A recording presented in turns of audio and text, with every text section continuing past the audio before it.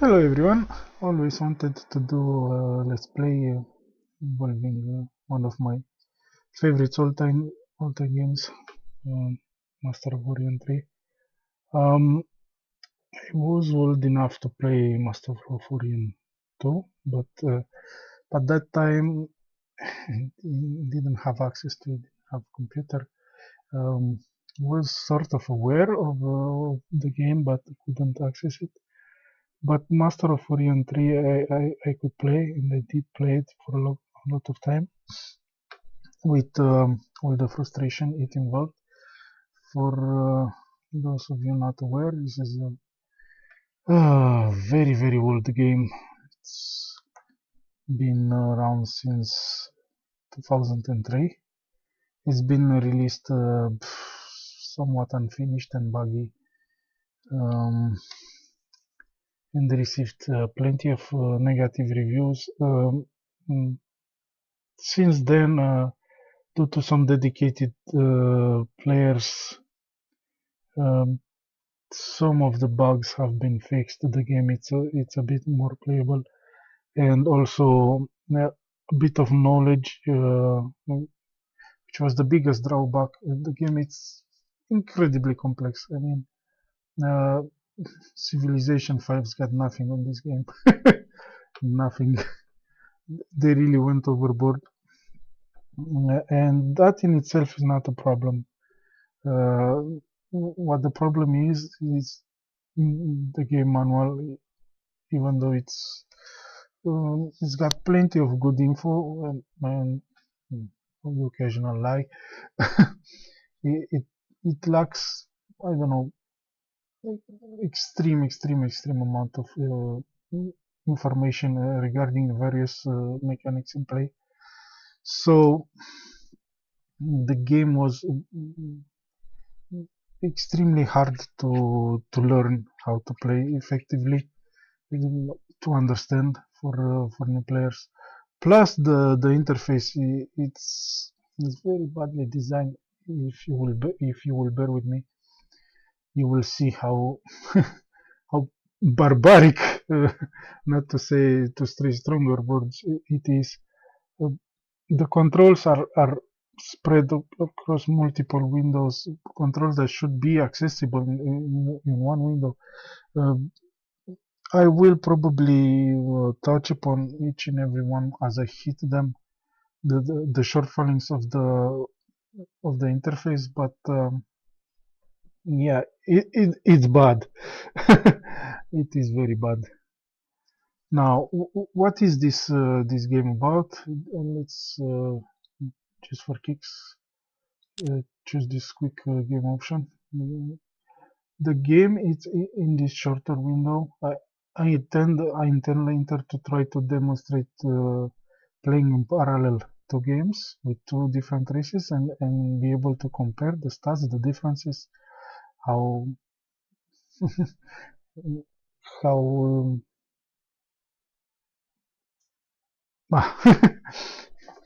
we'll see if I can even make it. I'm using two virtual machines to do that, um, because the game doesn't play mm, right in later version of Windows.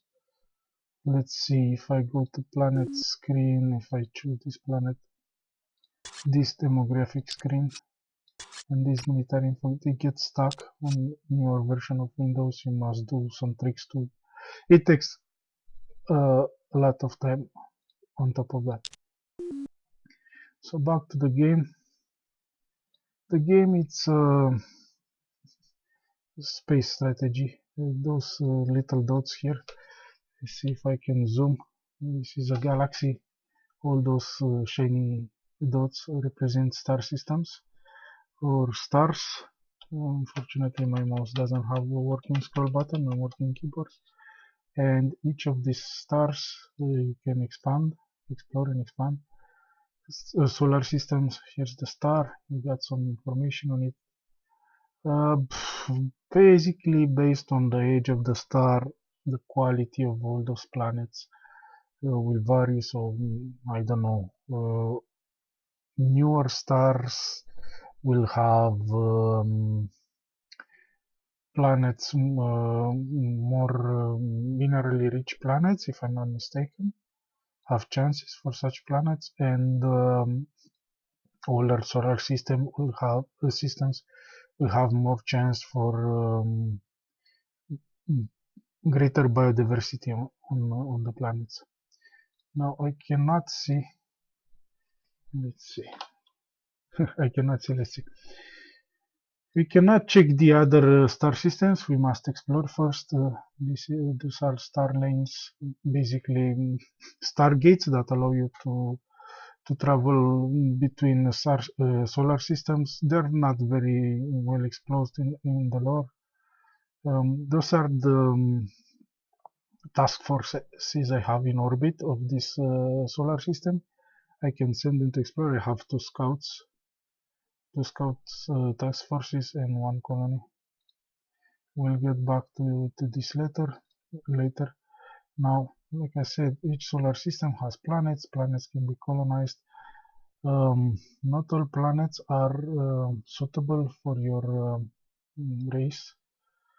You see, pay attention here to this information here. This is the home world. It's very well made for the race I'm playing right now. I don't even know what race it picked. I think you get to check here, for example. It's Cylons. Okay, it's one of the races in the game. So I selected my home planet, my colony. Here you have a two-dimensional graph that signifies the habitability of the planet as compared to my race. It's, I believe, temperature versus pressure, and each race has specific preferences. Some races prefer hotter worlds, others prefer more pressure. And based on how far the current selected planet is from what your race prefers, from the ideal, um, the coordinates will. So if this is the ideal, the center, the current selected world will be this X, big X, placed on one of those rings or even outside the rings. If it's in on those green rings, the planet it's suitable, it's okay. People, let's not call them people. I don't know. Your population can freely breed outside. If you go further from ideal, uh, conditions become harsher. Think you might need to pay more maintenance. This stuff, this basic stuff is in the game manual, by the way, and it's probably better explained, but than what I'm doing it right now. And as you go further, the red circles are very bad. Uh, very few population can the planet can sustain very little population because population cannot freely breed outside, cannot freely walk outside, and they need to live in contained buildings, biodomes, whatever, and they must wear suits to walk outside. They cannot farm such planets and so on. You will not have the technology in the beginning to terraform worlds, but with technology advances, you can terraform worlds from these bad rings towards the ideal spot. Um, and you can do multiple terraforms on the same planet as you unlock more technologies. Um, let's ignore this stats for a bit.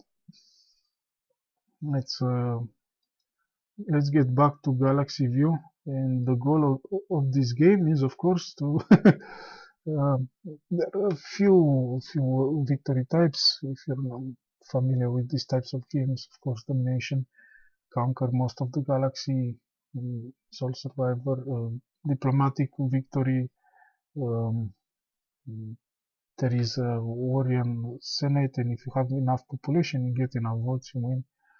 But that's diplomatic victory. There is also let's not call it scientific victory. It's you must send some ships, armadas into expeditions, and those expeditions will search for some, I don't know, ancient technologies, and if you gather enough of those, you can also win the game that way. I think that's about it. The goal, of course, is to expand your empire. The technology, let's see, the research uh, is accumulated from each planet you have. So obviously, the more planets you get, the more research you'll get. You'll advance technologically. You'll be able to terraform more worlds, then come back and colonize worlds you couldn't touch before, and so forth.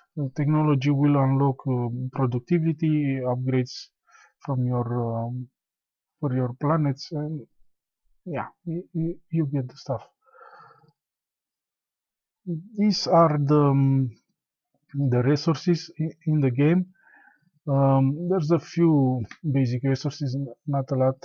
There's obviously population. Right now, I only have one planet, and the population on this planet is displayed here in population units 6.26, which translates, you multiply this by 1000, basically saying you've got 6,260 people on this planet. And not even that, there's also displays more factors here. We'll get back to it, like population growth, migration, immigration, starvation, blah blah blah, unrest. I told you this game is incredibly complex. And here we get all planets are split into, depending to their size, into regions. Each region can support two dominant economic activities or something like that. You can have them basically farm, mine. Yeah, farming produces the basic food resource. Mining there will produce minerals. Industry there will consume minerals and later food and generate cement. This hammers here, this hammer resource. And you can use those cement combined with money. You also need to add money into the mix to generate production points.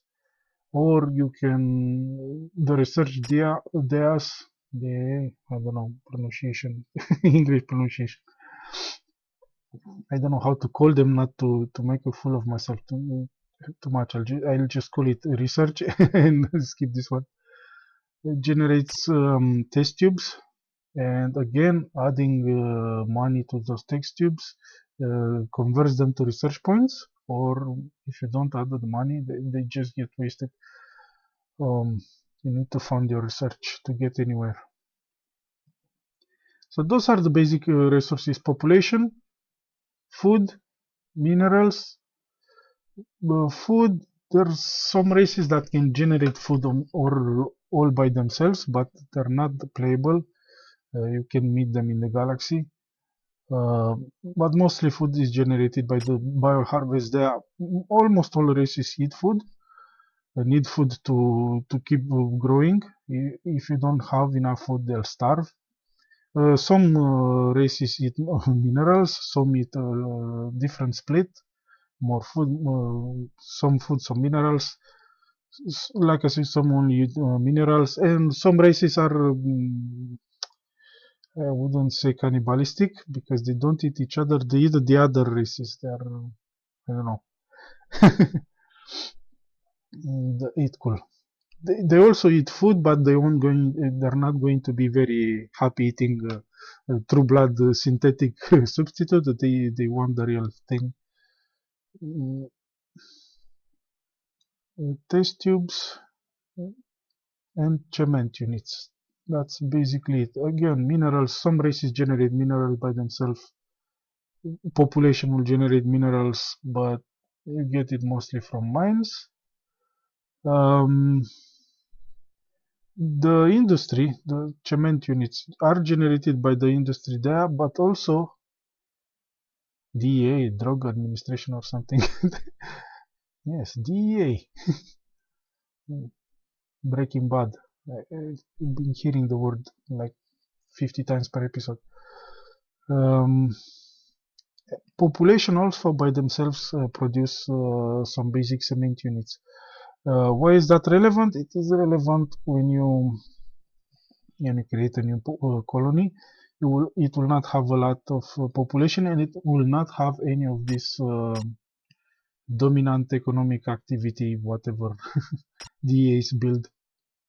So the only way to build them, because they do require production to build, it would be to have to use the cement of the population. Now let's uh, let's get a bit away from the planet. Let's step a bit aside and try to look a bit at the big picture. We need to pick some of those screens because I want to pull the mouse out. And let's take a peek of this scheme. Is the big picture of economy on master of Orion 3. Don't worry, we will go deeper. It's not that simple. Even this is largely simplified, and we'll get to that as well. So basically, you have imperial treasury, and you have tax. You collect in it tax from your planets, your colonies. Also, some planets can accumulate so much money that they can, when they reach a certain limit, they can donate it to the imperial treasury. Thing is, very important to understand, you cannot freely transfer money between planets or between the imperial treasury and each planet. And this is one of the big points. They decided the game. You will see the micromanagement and the interface and the fighting with the AI. The game was not designed to be micromanaged. There's some macro tools in play which work to different levels of success. Uh, you need to be aware what happens between the between the hood, because otherwise you cannot manually transfer funds. You must be aware of the little things you can do, and have the money on the right planet, the right amount of the money and the right time. So that's it. The money comes like this from imperial tax. It goes from those gifts, but it never happens if you pay properly. And there's also possibility of this screwing over new worlds. We will get to that, and also some inter empire trades. They're called economic trades, I think. I'm going to focus more on single player, without contact with the other, with no diplomacy, no contact with the other races, to simplify a bit. So I'm not going to show those in game, but they are for completion. And how the money leaves the imperial treasury, again, no direct control. You must keep in mind there is a grant to planet sliders. I will show the appropriate skins in game, but I think this is more easier to grasp. You've got inputs, the money bucket, and outputs. Uh, 10 planets, the AI will choose. If it there's a slider here. and you put the amount of money you make available to be used as grants to new planets, basically, or weak planets, and the AI will randomly pick 10 planets. If you are in, I don't know, later in the game in a colonizing spree and you drop 50 colonies and they all need money from grants, well, shit out of luck. Only 10 will get the money. The others will have to scrounge by themselves. The next term, maybe they'll receive grant money and the others won't have. It, it makes for some interesting occurrences. There's also a slider to add extra research. Again, this works automatically. The computer, and you won't even really see how much research you get out of it. Basically, you reserve some money here, and the AI spends it behind the closed doors or something at the end of the turn, and you get some extra research out of it. You don't know how. Imperial Navy maintenance. This is pretty straightforward. You've got ships. You'll have an army, lots and lots of ships, and you'll have to pay maintenance for them. This is another way to spend money. Population on each colony will. Let's go here, but maybe it's a bit too early. Let's better go into the game. The game will be here. Let's go.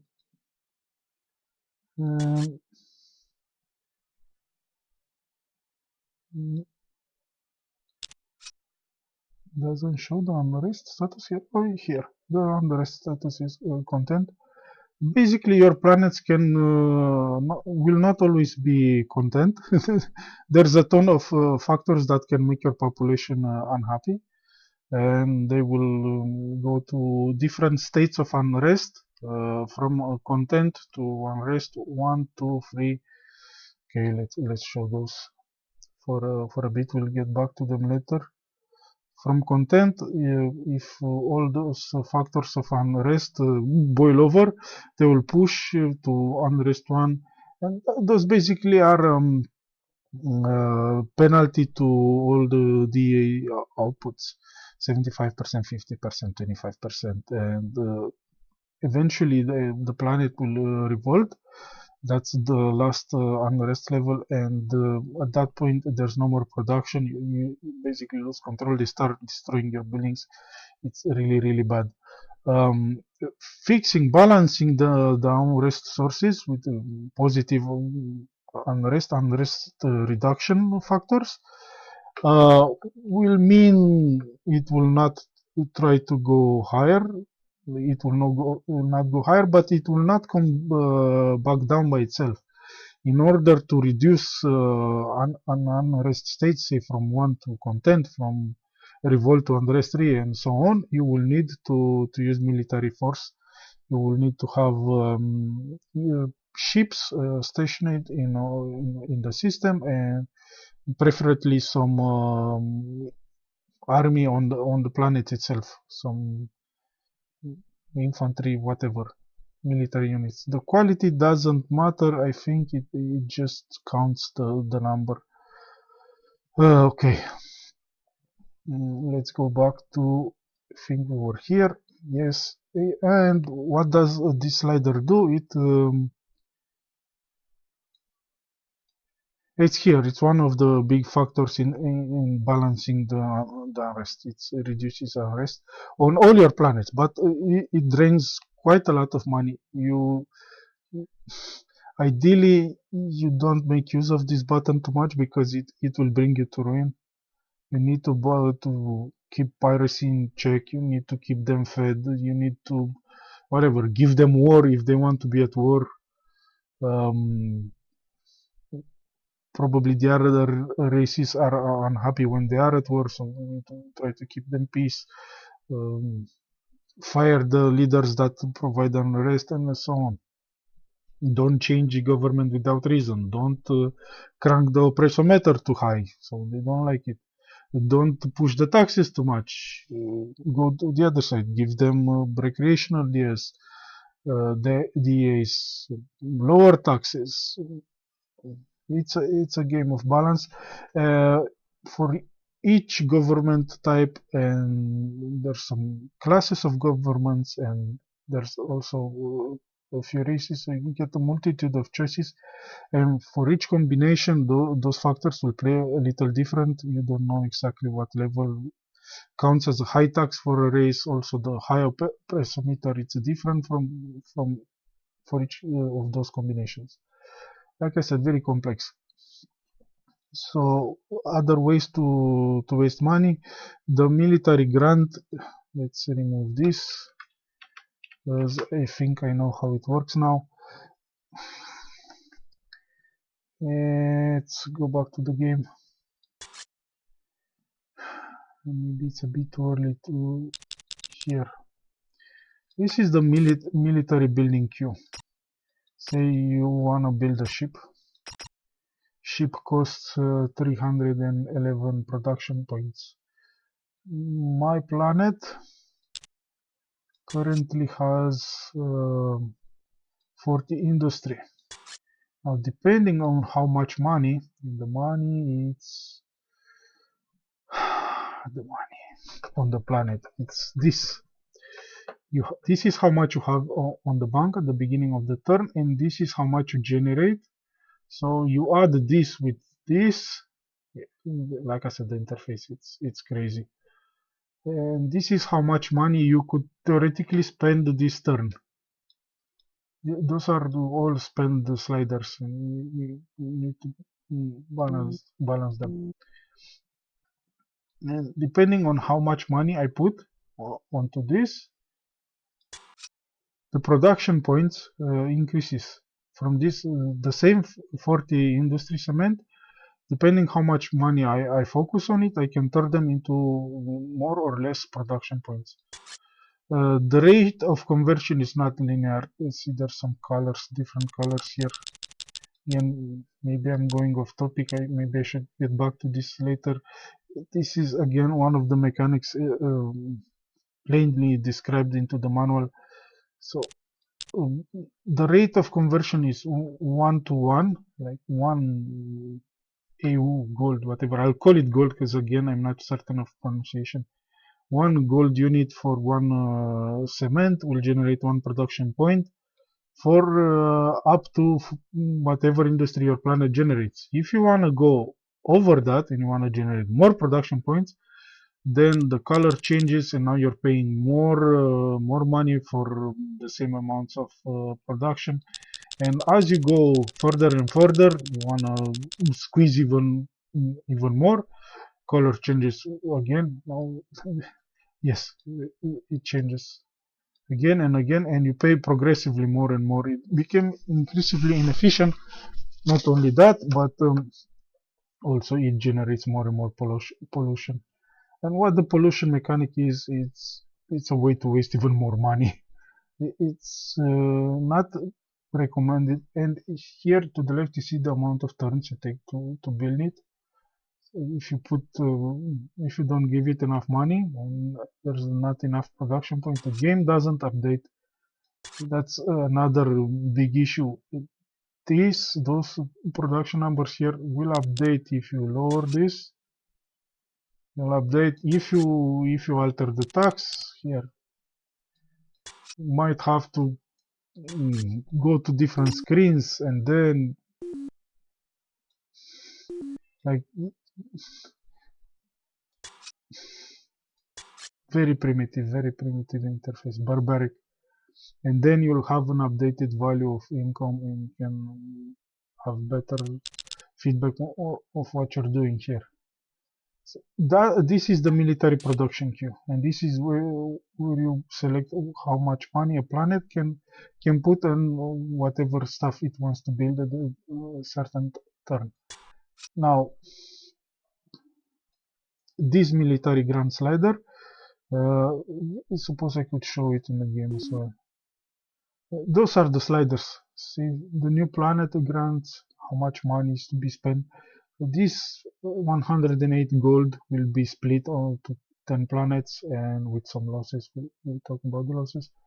This is the unrest slider, how much money you spend on unrest. The game will show you how much you need to spend to clean up unrest on your planets. Military budget, this is the grand slider. Will come to the planet.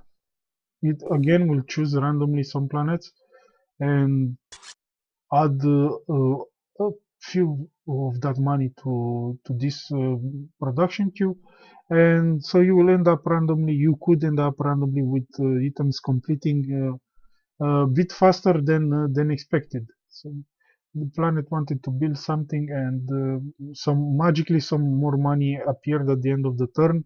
You do not get to choose where, to which planet, to which project.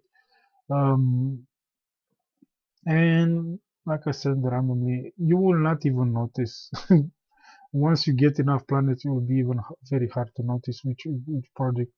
I choose not to waste the money that way. I'm never going to use that slider. The research queue, to call it, is not a production queue. It's where you turn those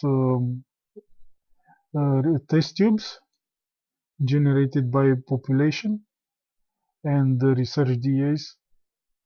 They ask, you turn them into research points that accumulate and allow you to unlock technologies. Again, it's a similar coloring system. If you want to convert them to get, I don't know, 3 times the amount of research points, then the amount of test tubes you'll have to pay, like, I don't know, 50 times the price. Maybe I'm exaggerating. A lot more. There will be some technologies that will improve that rate, but it will always remain wasteful to overspend, basically, to try to get more. Uh, and here it's where this research slider operates again. At the end of the turn, on top of what the planet spent here, some random planets will receive a bit of extra money of what you choose there, and that slider I can live with. Yeah, it's different. Um, Hard to explain why. The military queue, you're macroing all the time. You need the colony this turn, 2 turns from now. Scout ships, whatever. You need stuff to come on time. You will micro move money from here to there. Just to We'll have to cut research, maybe we'll have to cut on planetary improvements just to get this one turn further, and then I don't know, randomly some other thing happens faster. It's not okay. It's not okay, but with the research is okay because it doesn't directly produce technologies. It just accumulates in a bucket, so you're getting more research. It works. Let's get back to this. Okay, I'm uh, I'm altering the graphics. Okay, spy maintenance. I'm not going to use spy. It's again related to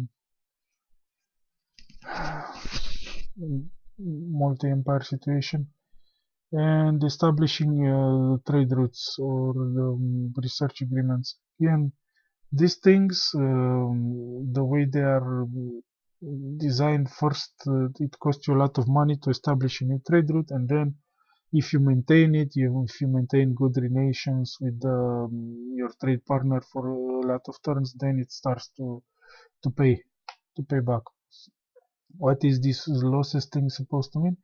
It means the imperial treasury, those transfers, on top of being, let's not call them random, but out of your control. Like I said, the AI randomly picks, chooses how this money gets spent. It's also inefficient, so there's some losses. you receive, I don't know, 100 gold from a planet. When you send it as to a new planet, then its development it will only be able to spend 95 of that. Some will be lost to for whatever reasons, imperial inefficiency. Now this is the big image of on empire level, and like I said, this is how it looks in game. Those sliders, the big sliders, how you can spend your money, and then you have this ledger. And again, what turn is this? Let's turn on. Let's load the save. Whatever.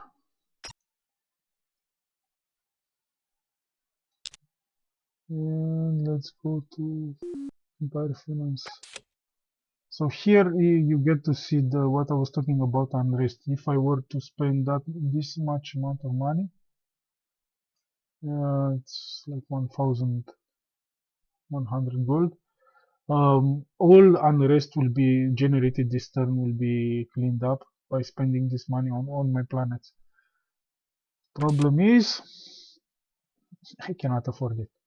So this is right here. This is how much money you have in the Imperial Treasury at the beginning of the turn. This number here, it's the big cash money. Then this is how much you generated this turn. The main source of money is, of course, taxing the planet, the imperial tax. Imperial tax you get to set here. You're not using system tax. You can tax. There's a planetary tax, the money percent of GDP, planet GDP. I don't know, gross domestic. I don't know, something. All the money the planet generates, you can tax a bit of it. So some of it will go to the planet, you can tax to the system, so all the planets in the system will get that percent to the boss planet in the system, and also there's the empire tax, so that percent will go to the empire bucket, which is here, depicted here. Now, this amount of money, what you've got in the bucket, plus what you generate this turn, and I tend to spend what I generate. I don't like to have surplus. I tend to spend all my money on development the empire. So like in the case of the planet, what you have in the bank plus what you generate this turn, you can spend this turn, and those are the expenses, and it shows you the sliders, how much you choose to grant to new planets, development planets, how much for additional research, how much to quieting research, unrest, military maintenance, whatever.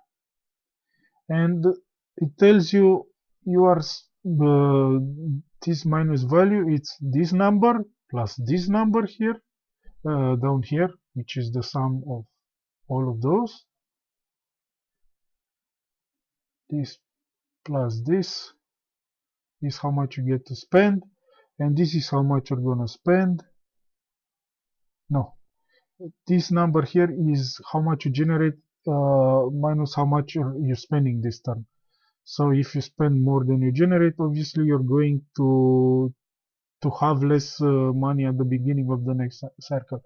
A thing to keep in mind, those are somewhat estimates, they're not exactly accurate, but you can get they're workable.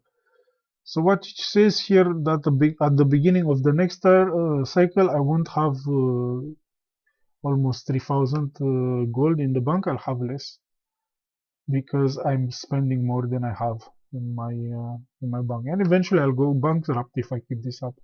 If the planets don't develop in the time and start giving more money, generating more money to compensate, or if I don't reduce my expenses, I'll go bankrupt. Bankrupt. Negative.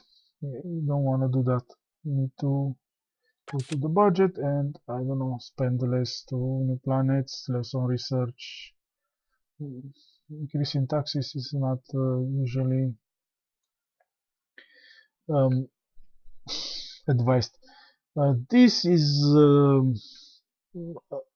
some options that don't really affect the way I play the game, because I play heavily micromanage, and also affect the way the AI spends money and tries to pull with those levers.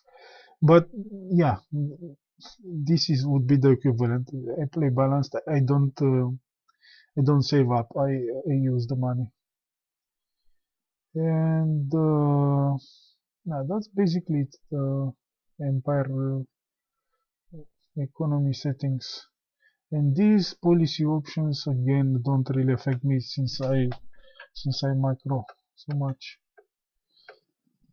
Not relevant. Now, all this talk about money should become eh, pretty obvious why that of all the resources, the money it's the most important one in this game. It takes money and population to get the new colonies up to speed faster. If you don't send gift money to, and you can't gift money, that's it. There's this automated slider. You must set the right condition for this to apply. If new planets don't get that money, they're pretty much screwed, and your entire development it's screwed. You must always have enough money here. You don't know, you must take care not to colonize too many colonies per too many new planets per turn. Then you need money to build anything.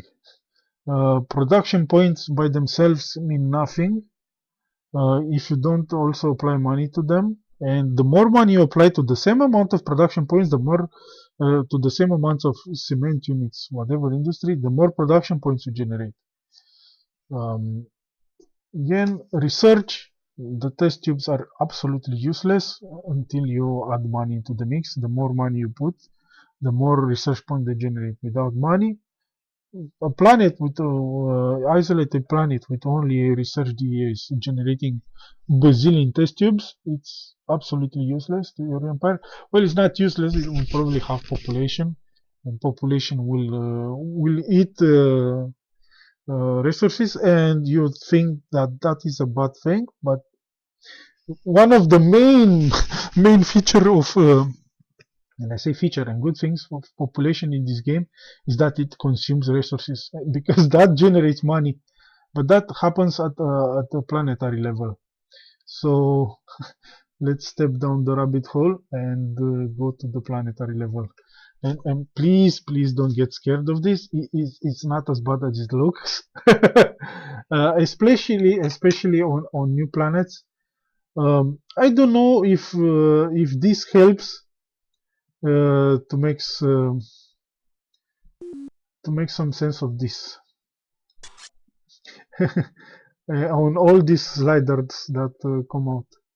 This is this graph. It's made to explain the planetary economy. Okay, let's give it a go. Where do I begin? We have this big box here. It's the amount of population on a planet. A new colony will start with when you land a colony pod on a new planet. It will drop some population. Each turn, population will grow. I'll have to pause the video and show the growth equation.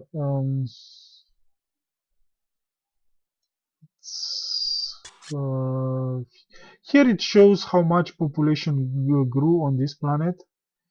So this planet has currently 17 population units, and it grew 0.0345 this turn.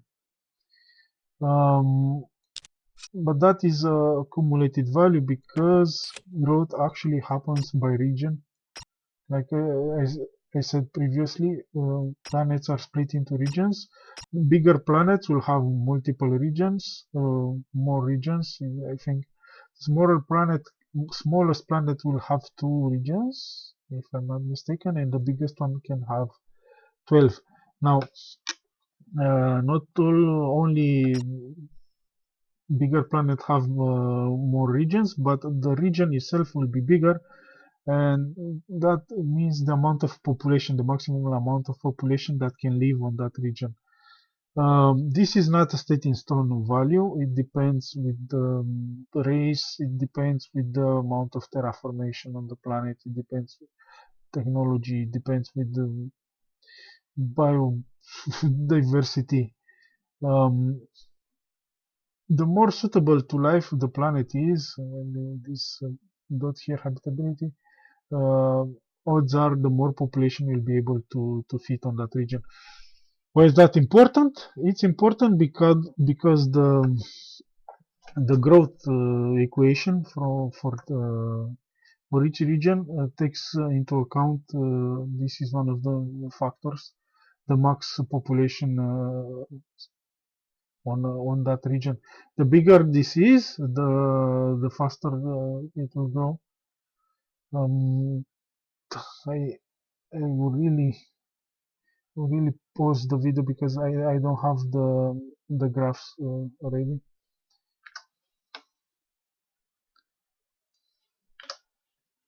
Okay, back to recording. I have this three functions here to illustrate the growth function for different size and um, other conditions for different regions. So these big, those are quadratic equations with negative main coefficient. Basically, as on this axis, we have the current amount of population in the region. So this is when there's no population on the region, and as population accumulates here, the region is half full.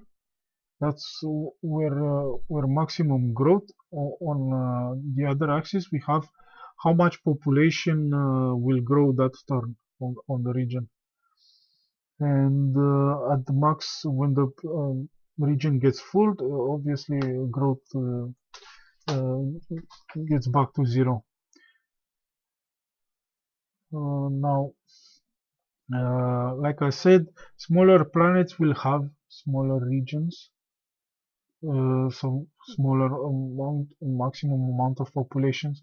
So obviously, the population growth uh, will be way smaller than on a big planet.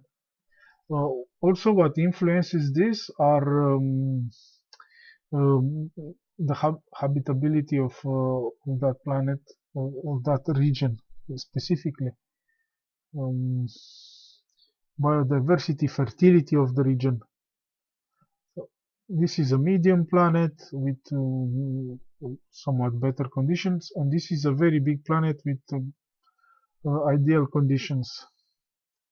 That's how it would look like in the beginning. If you land a colony on a planet, I think they amass on all on one region, but then they start to spread on all the regions, and you'll have few people on the planet. If you use migration to bring more people on the planet, you can't use ships to transfer population freely among your planets.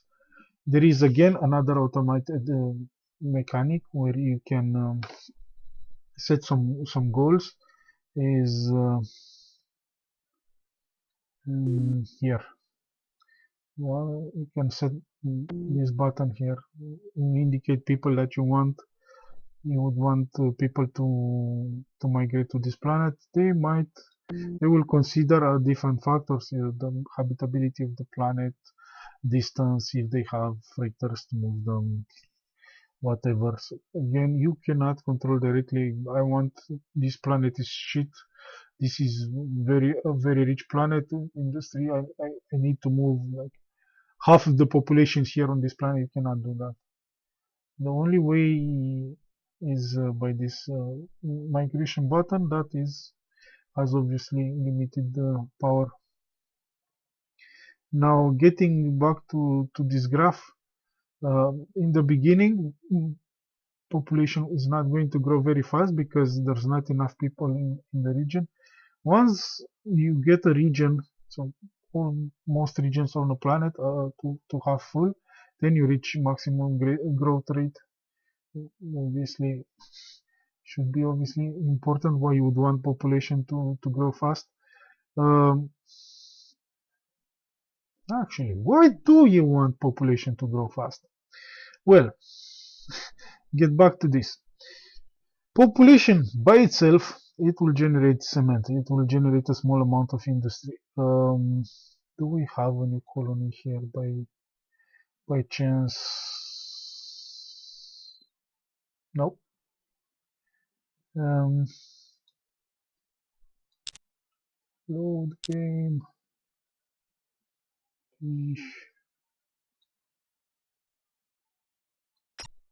Let's load this one. Oh no. Break.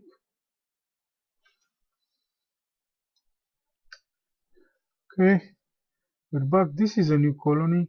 You get to see it's got one population unit.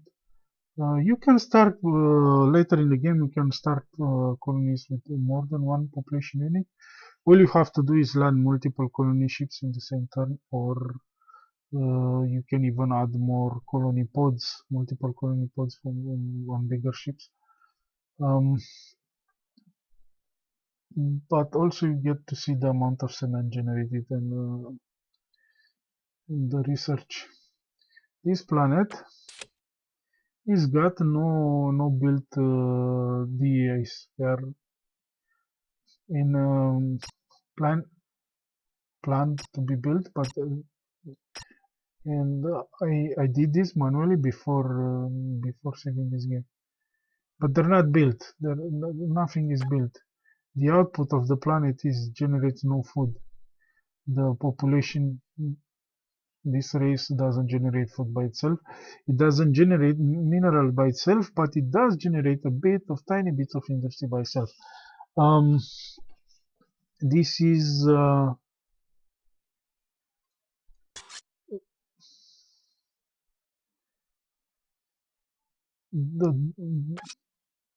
those DAs also require production points to be built.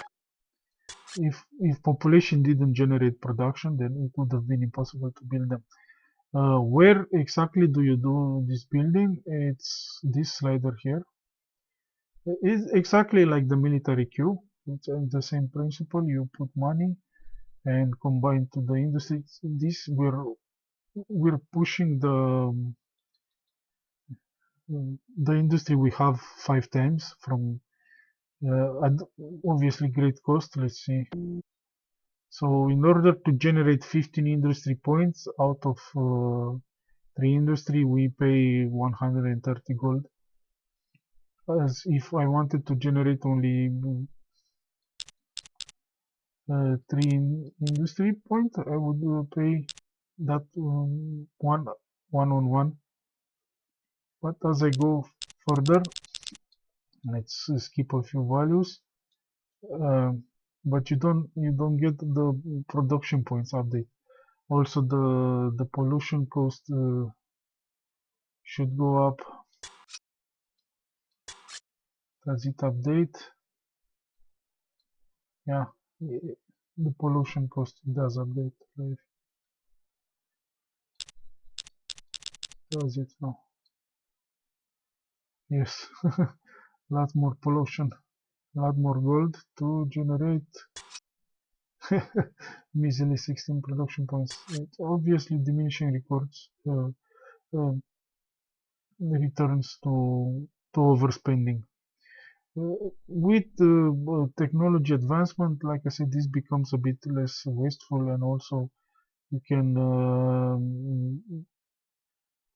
find some ways to reduce pollution generated and also have to spend less money to clean it up.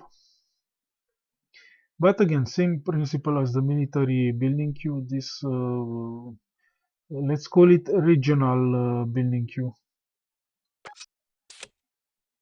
And here the AI, even with the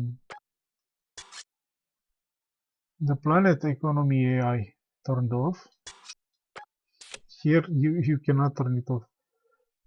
You are able to designate the DAs per region, but which one gets to be built first, and then all the original upgrades, all the rest of the buildings, that's all automated. I think you can veto if it doesn't get built in one turn, and even then you get to say no, don't build this, but you don't get to choose the order of what's being built there. You need to go to some complicated ways to have suggestions, and some suggestions the AI uh, will not follow very often. That's the one of the gripes with the system. It's not possible to fully micro, and that is the importance of industry generated by population. Without population, no DAs, no serious amount of industry, nothing gets built on that planet. It's dead. Some races, some race picks, when you create custom race, can get a better ratio. So by default, you get 3 cement per population unit. I think with all the race peaks, you can get it to six industry per population unit. Um, you can obviously drop more population in the beginning to help speed up this along. Check this mechanic. Also, by generating this little amount of industry, it also generates GDP, money for the planet. It's one of the source of GDP on the planet. Um, Cement generation, be it by population or by industry there. If I believe it's 10 per by default per cement unit. So 3 cement units should generate about 30 gold. Now I say 36. Uh, Population, it's not exactly one. There's some rounding involved. It's like 1.36. Also, the calculation used here occurs before the population growth for this turn. So you need to use what the population was at the end of the previous turn. It's minus this 125. Whatever you do, and how many factors you try to get into, so actually the numbers won't exactly add up. um, you can do some tests on the various mechanics of money generation, and I will touch on all of them by modding the game as to making some of those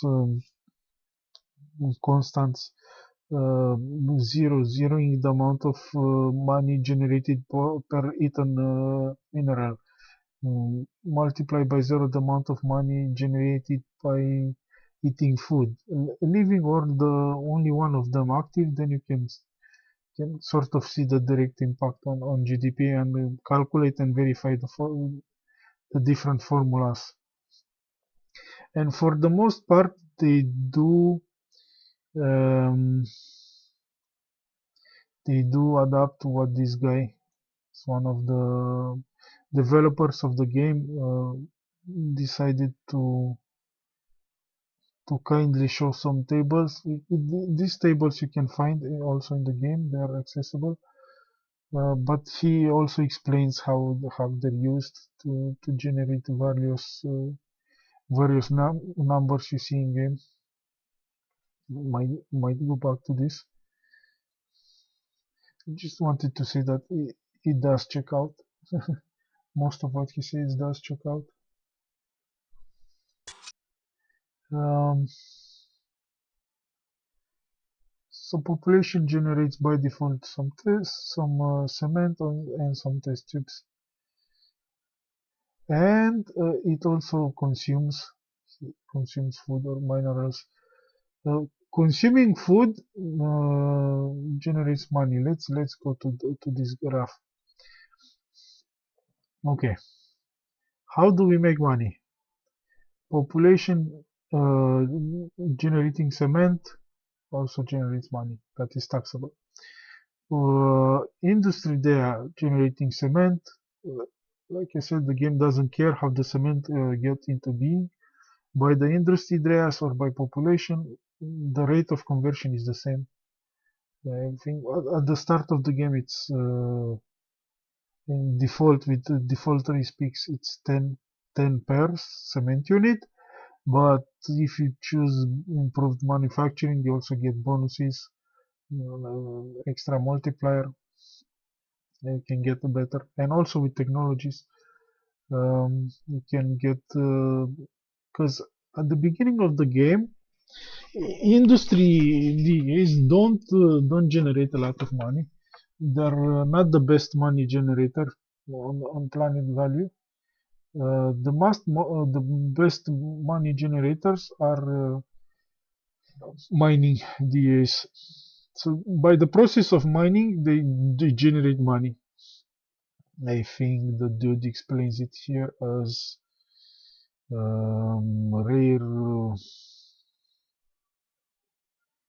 Mm,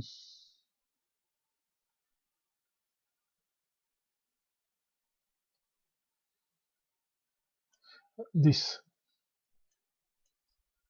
the exotic rare minerals, gold gems during the mining process, and he puts the formula here, and it's easy. It checks out. So this is the amount of minerals mined from the planet. You can check formulas. I don't know. Take a planet here. You get this 18. No matter how many mines are on the planet, you get the total. This is a rounded value, though the actual value you cannot know for certain unless you calculate the output of this mine, which you can do also using the formulas on that side, and see exactly what this 6 is actually is. It might be 575, for example, or 6.27, and multiply that by 3 and get this value, and then get this value multiplied by um, mineral richness factor, that is um, here average mineral rating for the whole planet, and the table for that is should be somewhere around here. Here, come on. Yeah, there's a different term. They call it abundant here. That's the average. Rich is the same in game. Very rich is the same in game. Poor, very poor, the same in game. But the abundant term became average in the game. Or not.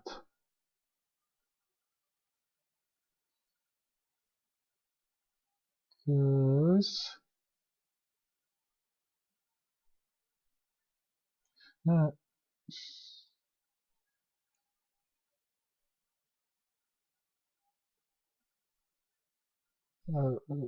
take a small break.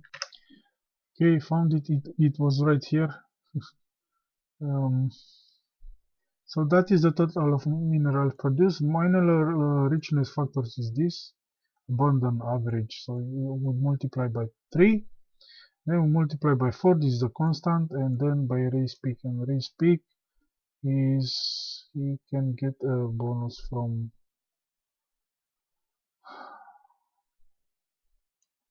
here, superior mining, average mining. You get a multiplier for mining. You get a reduction. And that's how you would calculate the amount of money generated by rare bioproducts. The mines produce money in different ways as well. Before we run from that formula, let's go back to it for 1 second. You would see that that 4 multiplied by this richness factor, so you multiply by 8 if the planet is very rich, and also by the amount of minerals produced. And this also this number depends on race peaks, but also very rich planet on proper terrain. Terrain influences how much you get. You can get to very high numbers. This is why mining planets are going to be the core money generators for a long time. Early game, mid game, mid to late game. I don't know if this particular save, I don't know the state it's in. Let's see. Will planets sort by income? What's the most important thing? Uh, it's pretty early though, turn 40.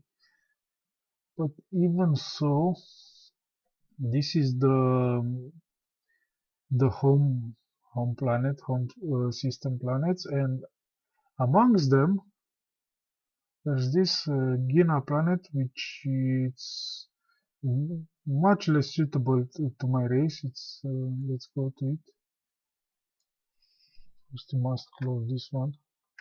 Let's go to this Gina 3. See, it's yellow 1, I think. Let's make certain. Habitability yellow 2, even all extremely bad, but it is very rich, and it has a lot of mountains and broken terrain, and that allows you to generate a lot of GDP that we can tax. A lot more than my other way more suitable and developed planets. And if I could load the game further,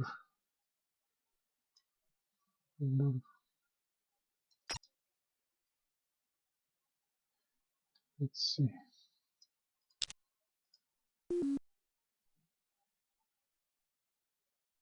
Yeah, here here's how the game looks at the same game at turns 133. This is the amount of income generated by that planet. This is the amount of minerals. There's another very rich planet that is now top dog in income generation because it's very rich and it's got a lot of hills. The Gehenna has been terraformed a bit in the meantime, and also managed to leave the home world in the dust. It generates more money than it. And then we have this song too, which, not surprisingly, it's very rich. Minerals generate the most money. Very rich planets generate the most the best economies. At least in early, late game, towards late game. When industry begins to heavily aided by technology, begins to pick up. So what are the ways for the mining gas to generate money? I think he has it written here somewhere very nicely. Yeah. So if the if the mineral unit is consumed as food, like I said, there are races that feed on minerals. You get 30 EUs per mineral eaten, and that is great. It's the best conversion rate. The others are not quite so great. There was that formula of rare byproducts also. If it gets consumed in the industrial data to create industry, um, how does an industry there consume minerals? I get to see. It eats 90 minerals and generates 60 cement. That's how industry eats minerals, and that you multiply those 16 eaten minerals in industry by 15 to get how much it added to planet GDP. And also, if nobody wants to eat them or use them as industry, um, they don't get stockpiled, which is a bit moronic. They get sold off at less than ideal conversion rate, but it's still a way to earn money. So looking here, this is the should I pick something like this? This is the empire mineral situation. This is the amount generated by all planets, and this is how much I'm consuming. So all those, the difference of around 500 minerals gets sold off as surplus. Problem is, if next turn there's a shortage, they don't they sold it all off, so the shortage will happen. Obviously, the turns are not years; they're multiple galactic cycles, whatever. So it's kind of ways to justify why they don't just store surplus to to cover for temporary shortages. So that's how mines generate money. Ideally, you'd want as much population you can have on all planets. Like I said, just by existing and chomping down minerals, population will generate money, and money makes the world go round. And ideally, then if not, have a lot of industry and have it chomp of minerals. It also will generate some money, but not quite as much. I think this 15 number, it's actually not right. I think it's less by default. You can check in the spreadsheets files in the game. They're open. You can check. Um, Kind of a similar deal happens with bioharvest there. Um, Quite similarly. The same, I think he also has some numbers here. Yes, eating food as opposed to eating minerals is less glamorous, but it still generates a lot of money. Also, if you consume it in industry, but this happens quite late in the game. You need to unlock some technologies, and also the surplus it's sold so that next turn they can starve because they sold all the surplus. Um, yes, it can happen. Unlocking various technologies, unlocking 50% capacity upgrade for all your industries, and building that will increase a lot your need for minerals. If you don't also have technology to increase the amount of minerals, and if you don't stay on top, shortages can happen and can have pretty bad effects on your effectiveness, empire effectiveness.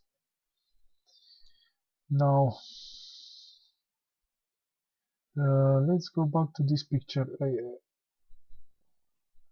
How population arrives on a planet, it arrives on a colony ship, and then it can every turn some of it to the migration mechanic. Some of it can come uh, from other planets, and some of them can leave. Um, they generate cement by themselves, and they generate some test tubes by themselves. Like I said, the race peak and further text can alter the percentage, the actual amount. Other than that, population's main function is to eat minerals and food to generating money that way.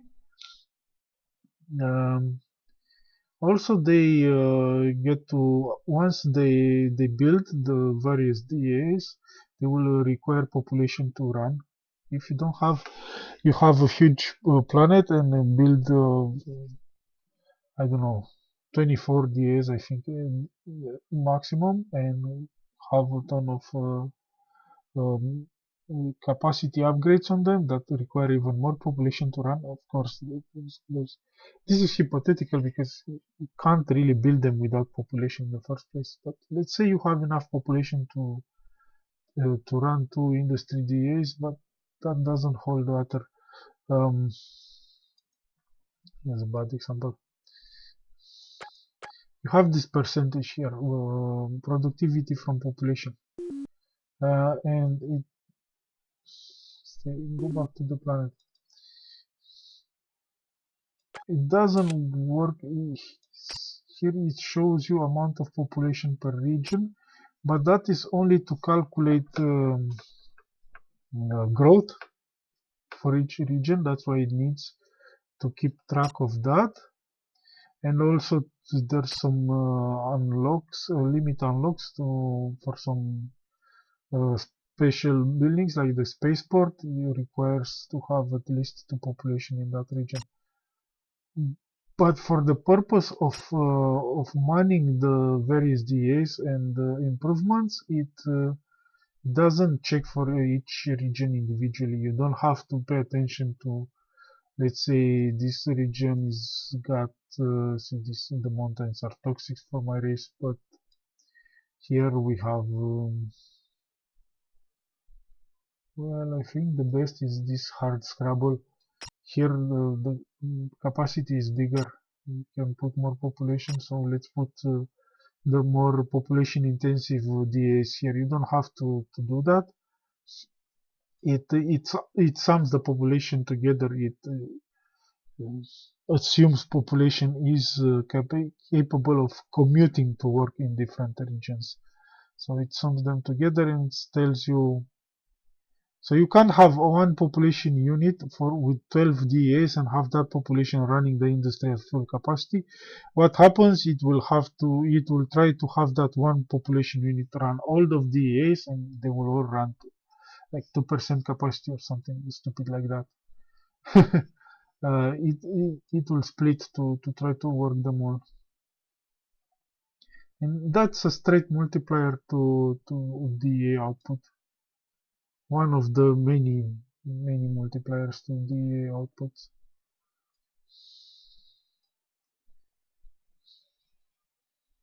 That's annoying. So population runs those DAs. The DAs, uh, most money comes from mining, bioharvesting on the planets that support it. Early game you will not find, depending on the race, you will not find a lot of planets that support mining. So you need to be careful with the homeworld and generate enough food on the homeworld to feed your starting empire. Uh, why this imbalance between bioharvesting and mining? So mining is not only arguably more frequent, you will find more mineral-rich planets early, but also pays better. The reason for that is as the time advances, you get to unlock technologies that allow you to terraform. to terraform most planets to better suit your race. One, close. Here you get to see this. This is the original state of the planet. It was in some yellow one ring, and with terraforming, and now it's got better condition. Um, by improving terraforming, you improve the maximum growth rate on the planet and the population capacity. So it is very useful to terraform, to research the terraform technologies and implement them as soon as possible. They increase population growth ultimately, and thus planetary output of money and the other resources.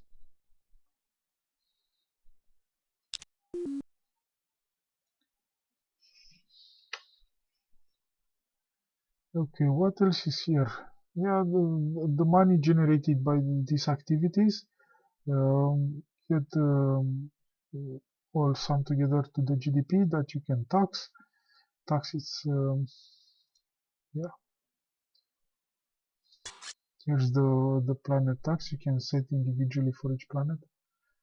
So this is the GDP. This is what remains after the tax. Um, I'm not certain if the government DA with some technology improvements affects this. I know there are some planetary buildings that affect multiply this value. So let's say the GDP it's 10 and you set let's say the GDP is 100 and you set a 10% tax rate. Will you get 10 gold out of it, or will you get more with this government supposedly tax collection improvement? I haven't tested it yet. Maybe at some point. I know there are some planetary buildings that multiply the amount of tax collected on planet level. Those I've seen it work, and they do multiply. So you set the tax 10% and whatever 26, and you get 26 multiplied by whatever that building promises.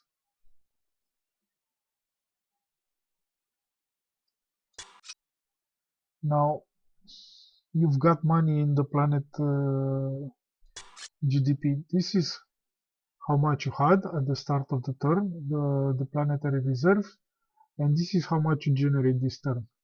And pretty much it's the same situation as the empire. The amount you had in the bank plus how much you generate, you can spend all this turn. Uh, the situation when you can burn all your reserve would be terraforming. See, this the symbols here means I cannot don't have any technology to terraform the planet currently. If this X wasn't here, I could have I don't know put money into it, and um, that's it. Terraforming doesn't require production. Um, you can colonize new worlds, whatever the hugest world, the most uninhabitable, unhospitable uh, hellhole you can think about.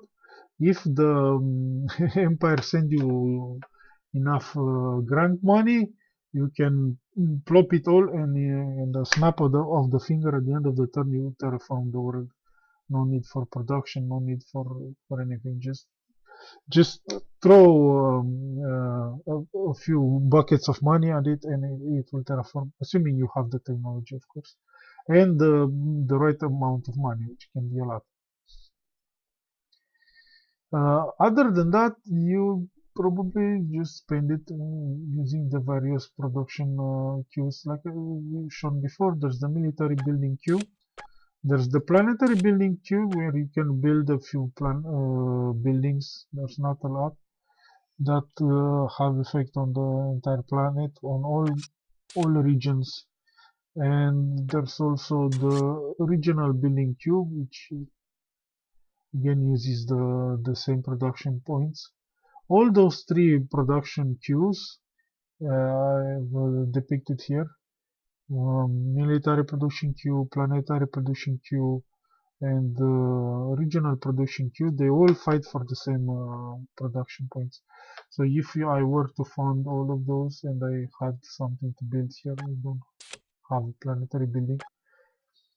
Um, this whatever 116 600 production points would get split to to all of this, and depending on how much money I put, that's how the split goes. uh, it's not clear exactly how the game manages to split the hammer between the three queues when you have them all running at once.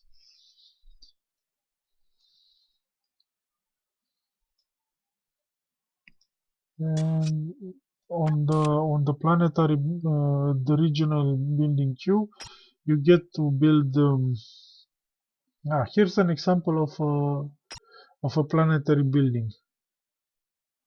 It's a pollution processor. It reduces the amount of production generated.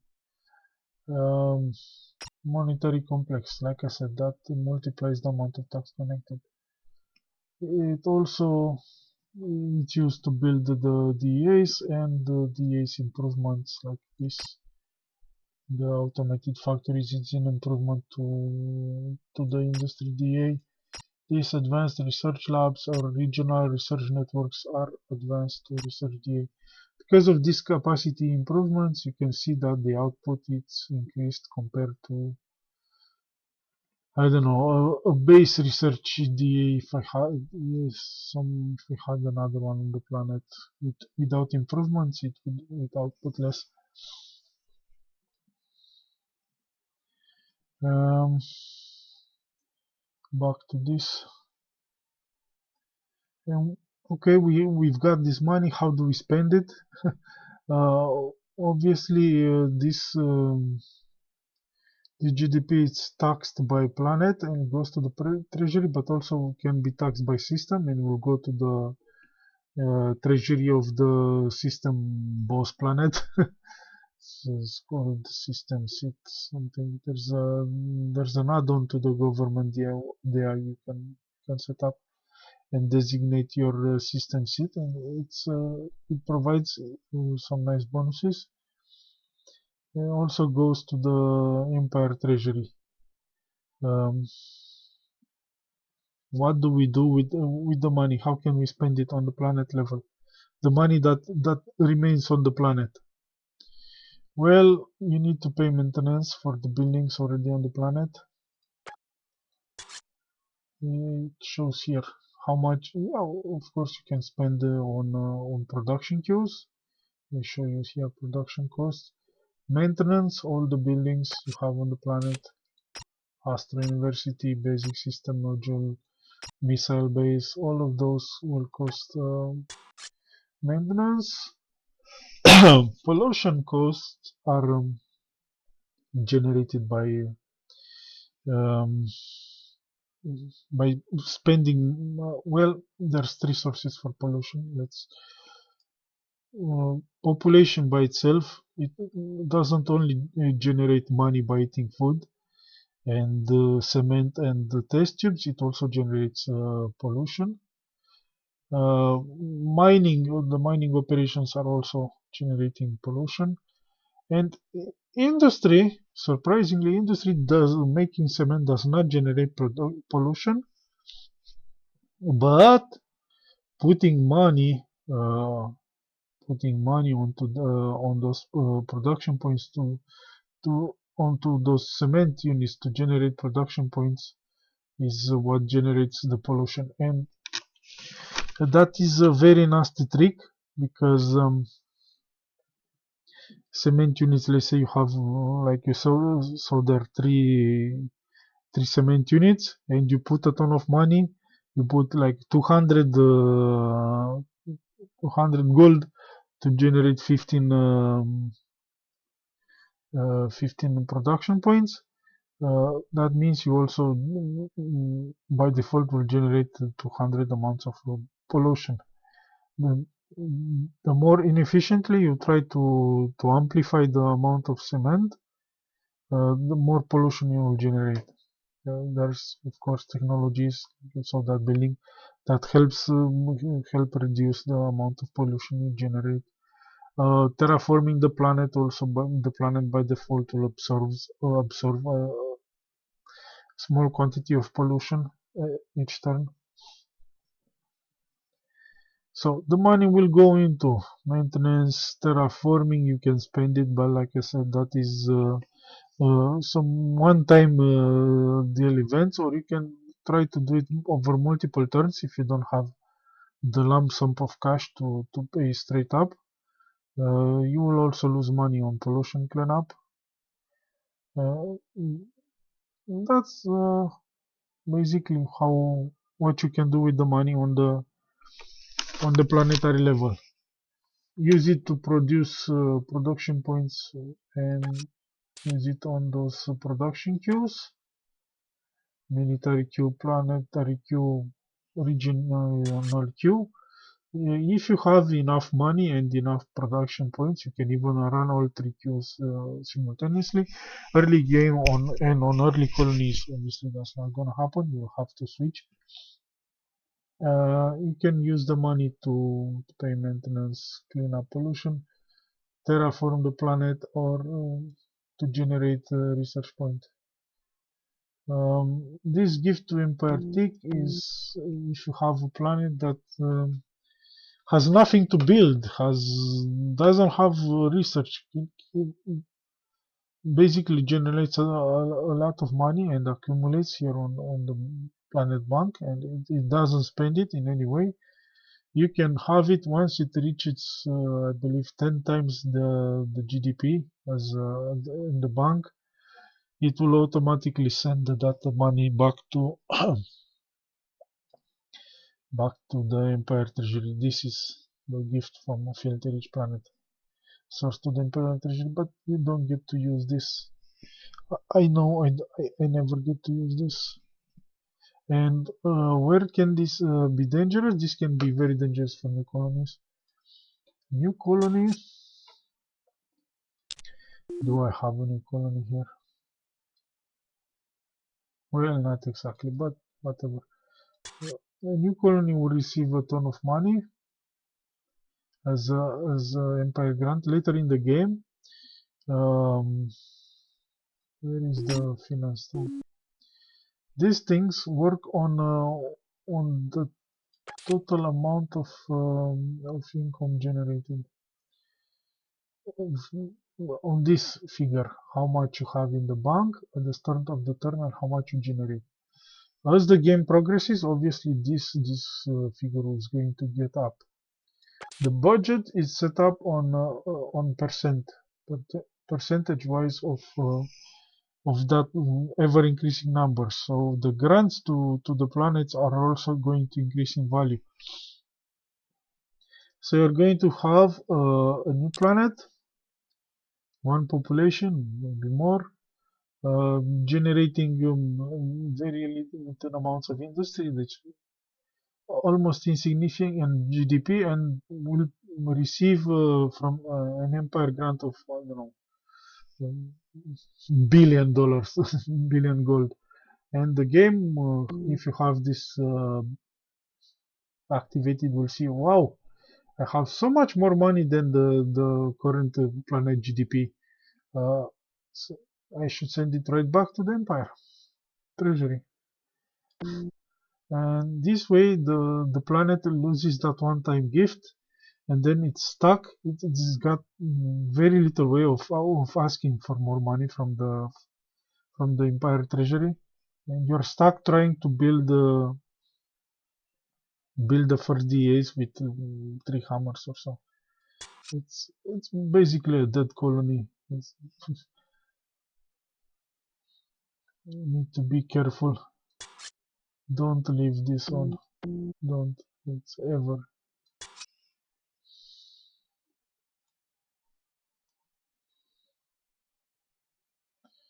Um, I think I've touched on all of those.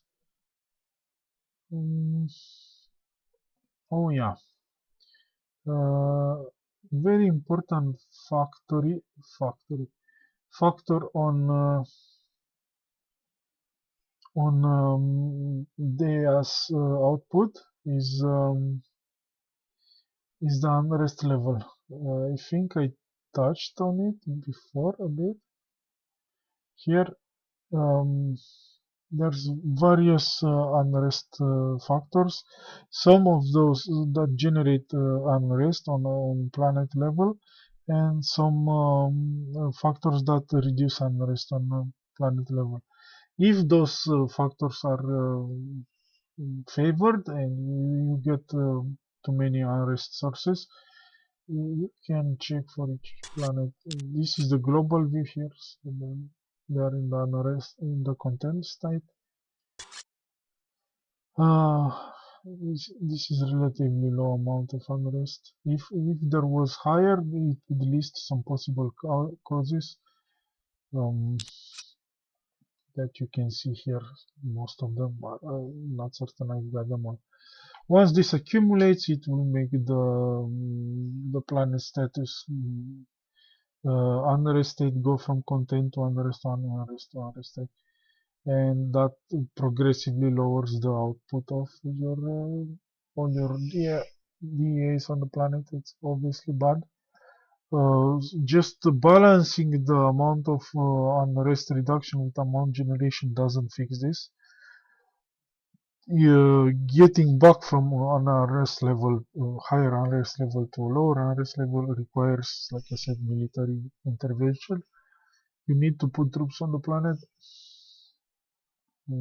That's maybe here. Military info, ground form creation.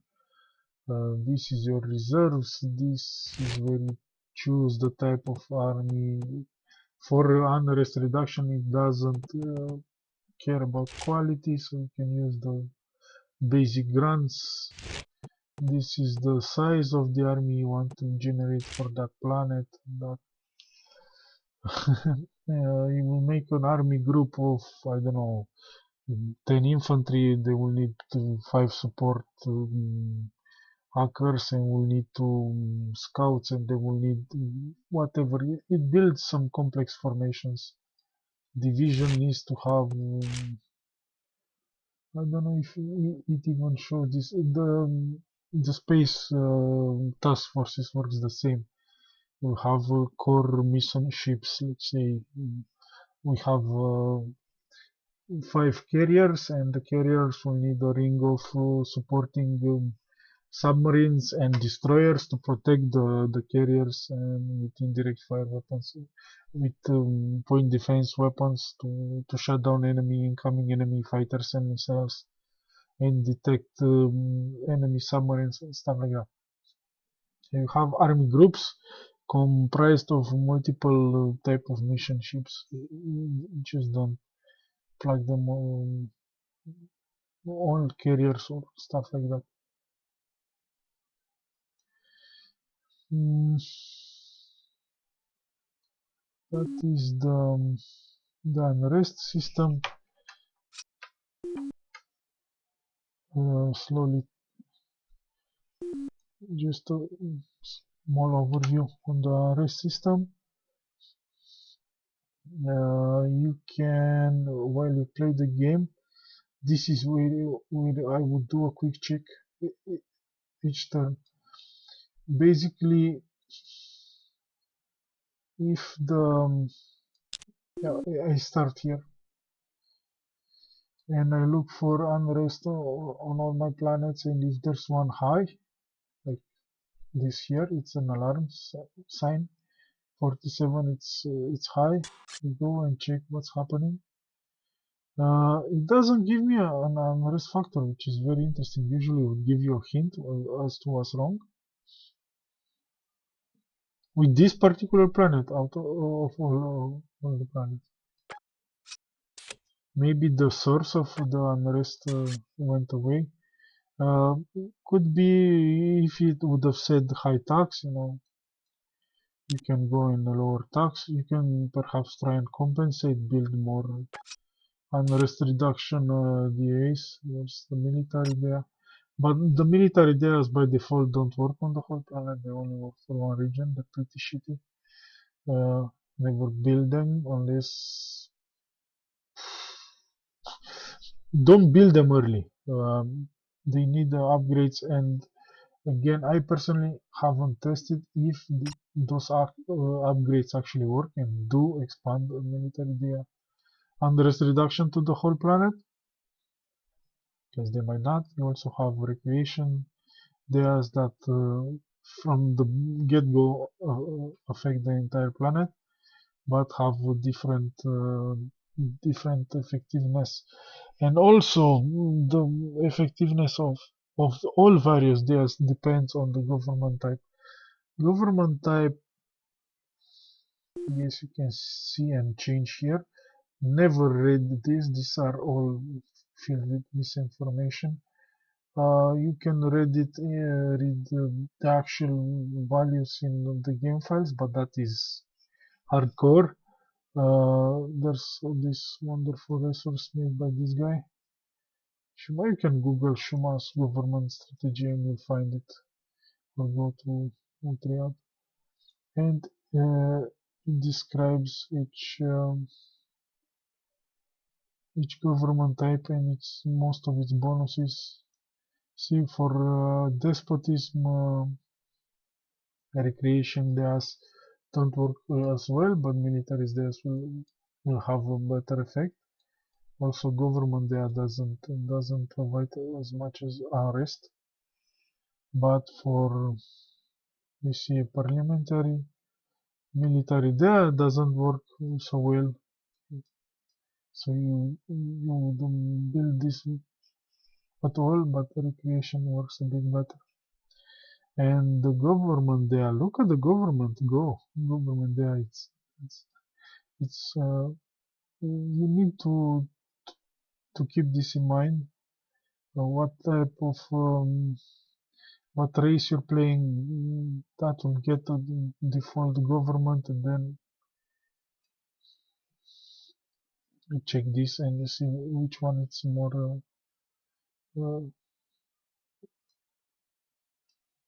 it's suited best for your government. Changing the government type on the government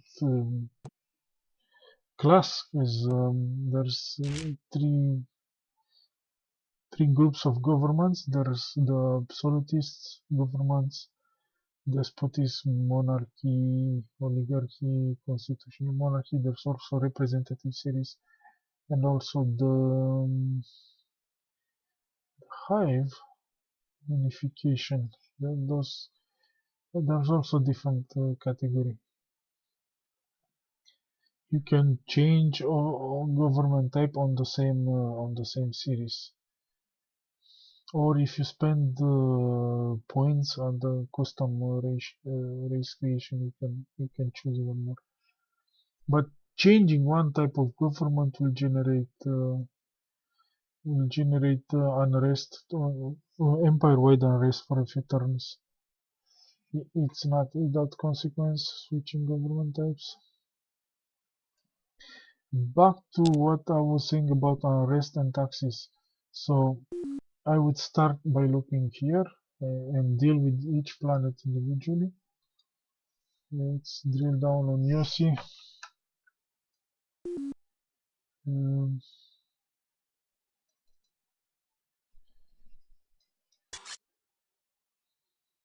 this is the planet I checked before. The,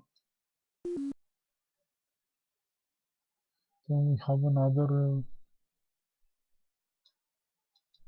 These guys are already on unrest state 1.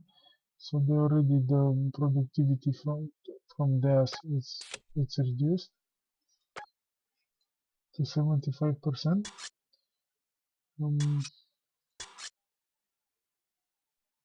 Again, doesn't specify a cause. Must be something I rectified. In the meantime, maybe I up taxes and then I put them down. But anyway, those are the exception. Usually, what my planets are gonna look like are gonna look like this: 0, 0, 0, 1. Not a lot of unrest, and I will go to each planet, and as I each turn I go and micro every each and every planet. And if I know they're not on arrest because I dealt with unarrest exceptions, I will try to up the tax, and eventually I will reach the tax limit for that particular government planet, and eventually going to show me here high tax, and unrest is going to start to manifest on that planet, and here on the finance is going to ask more money to clean up. So at some point, increasing taxes, you get, I don't know, two gold more to protect you. It's an example. You get 10 more gold by increasing taxes, and you have to spend 2000 more to clean up the unhappiness. You need to find the right balance. If you are careful, you should always strive to unrest wise to never have to use this. This is very costly option, very wasteful. You need to try to manage your unrest um, using the other factors, like deal with squash piracy, have enough police ships in orbit. Don't let your people starve.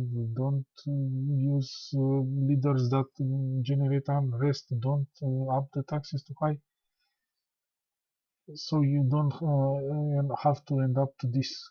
That is failure. When you need to touch that button, is a lot of wasted money down the drain. That's on the whole how it works. Back to the planets. I think I've also tried to make some sense of the planet screen as well. Um, should touch a bit on research. Well, like I said, research planets generate test tubes. Research there generates test tubes. Population generates less test tubes. They also generate some test tubes. On these test tubes, you mix it with some gold with variously diminished results returns, and you get research points that accumulate in the entire research pool. And this takes you to the technology research matrix. It should have had a picture here. It was a nice disk with slices, and each slice representing a discipline. And here you can alter the amount of focus you want the money. It's not money, there's no money involved here.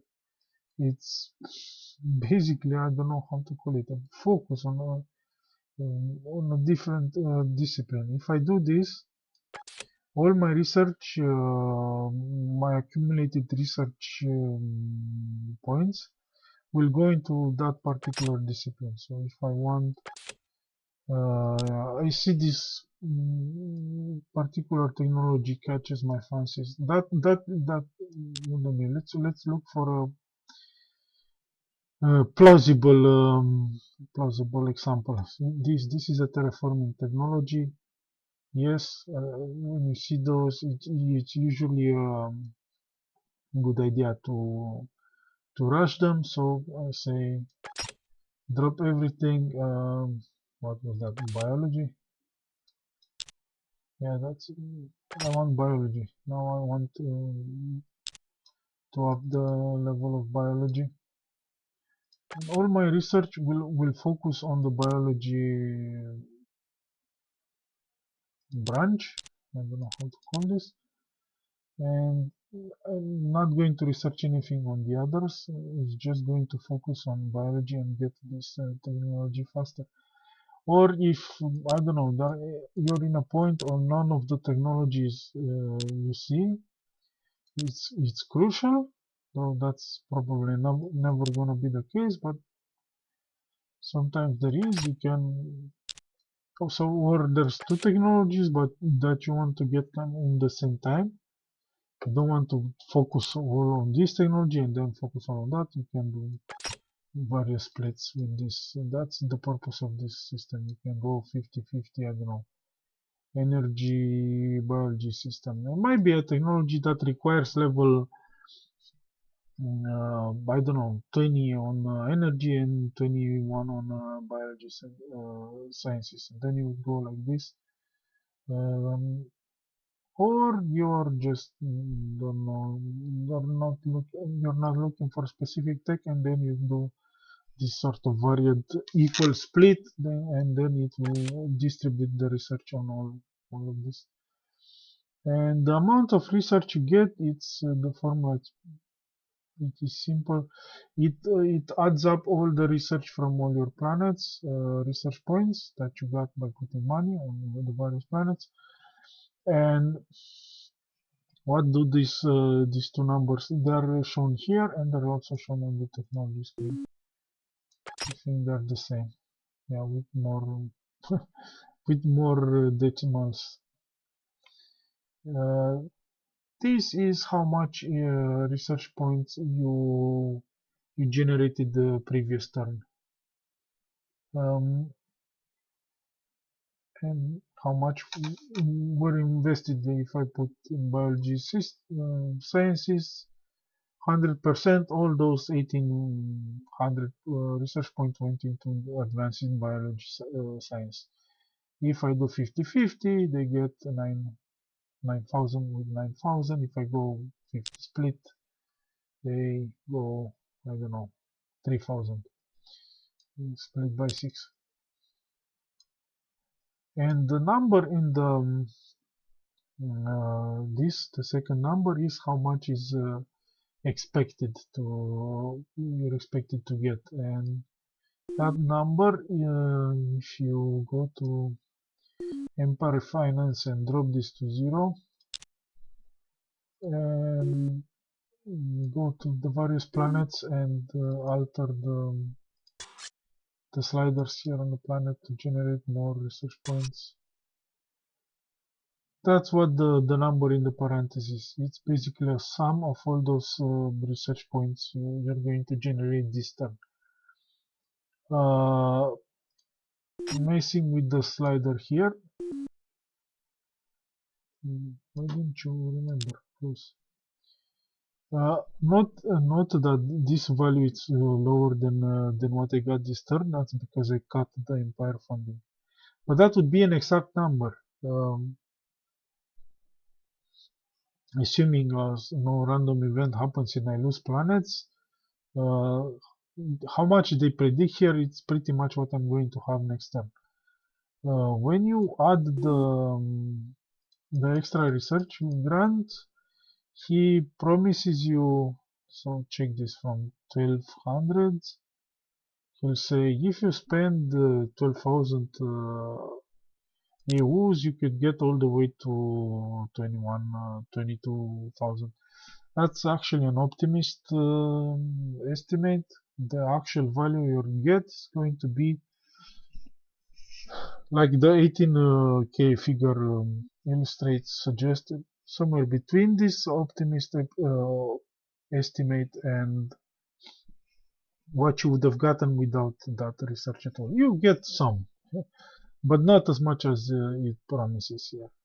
That's just a little bonus. I think I had it here. The research system. Some of research points from all planets plus extra research points by using the slider. And I suppose you get some extra research points if you do imperial research treaties. I haven't done them in a while, so I don't recall. Should go to the screens. I will take a break and I will try to go to the screens and try to explain what each button and whatever number does means represents, how you can use it. And then I will actually try to do let's play, and I'll try to do it in by running two games in parallel with two different races and see how those differences hopefully will show illustrate better the concepts.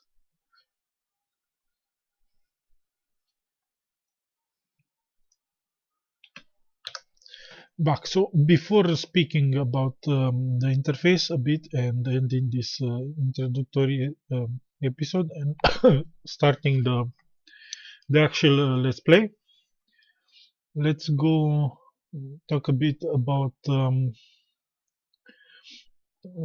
spaceports and trade. Not a lot. I don't have a lot of info on this subject. Is the best I could find. It's a pre-launch development document. I think out of it's not exactly how it made it out in the game, but it gives you some idea of what the invisible freighters are and what they do. Um, you know they are in the game and they work because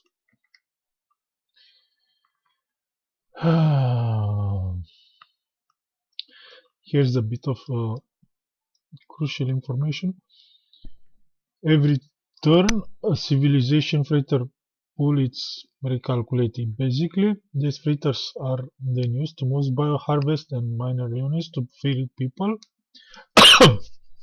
first, and then provided needed raw materials to manufacture RNDA. Second, finally, migratory population in search of vital life, hope, and blood fighters to reach their new homes.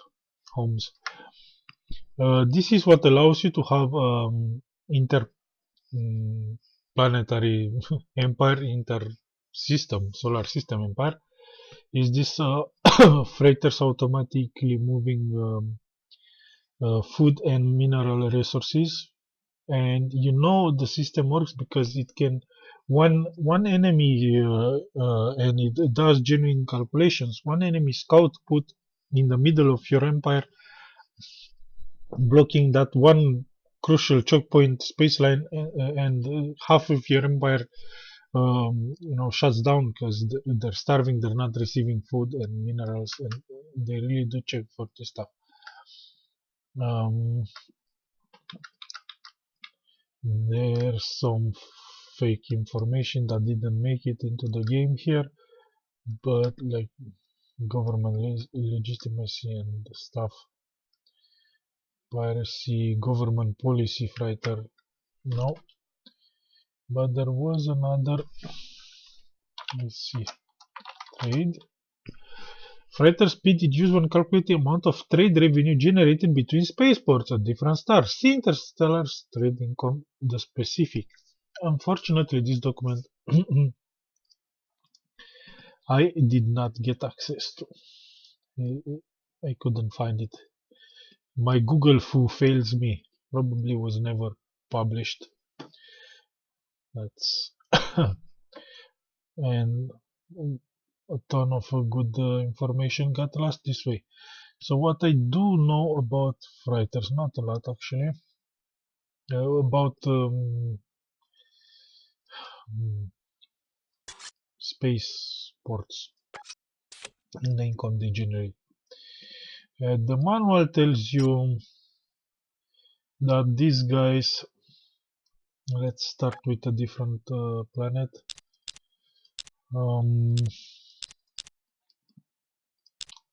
This be a good example.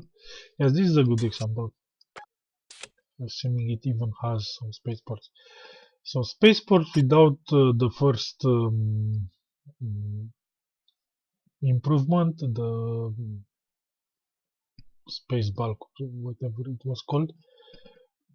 They do not trade with spaceports on even on the same solar system. They only deal with the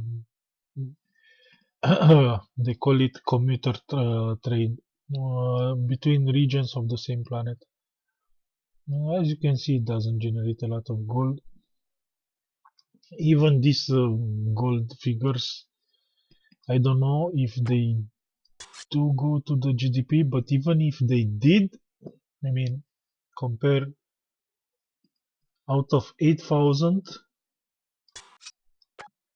what is an extra 100 supposed to mean? It's nothing. It's nothing. How does this work? How is it supposed to work? Then you get to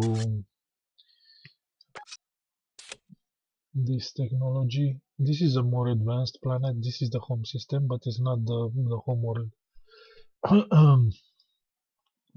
See, these are some spaceports again without the bulk freighter. Where is it?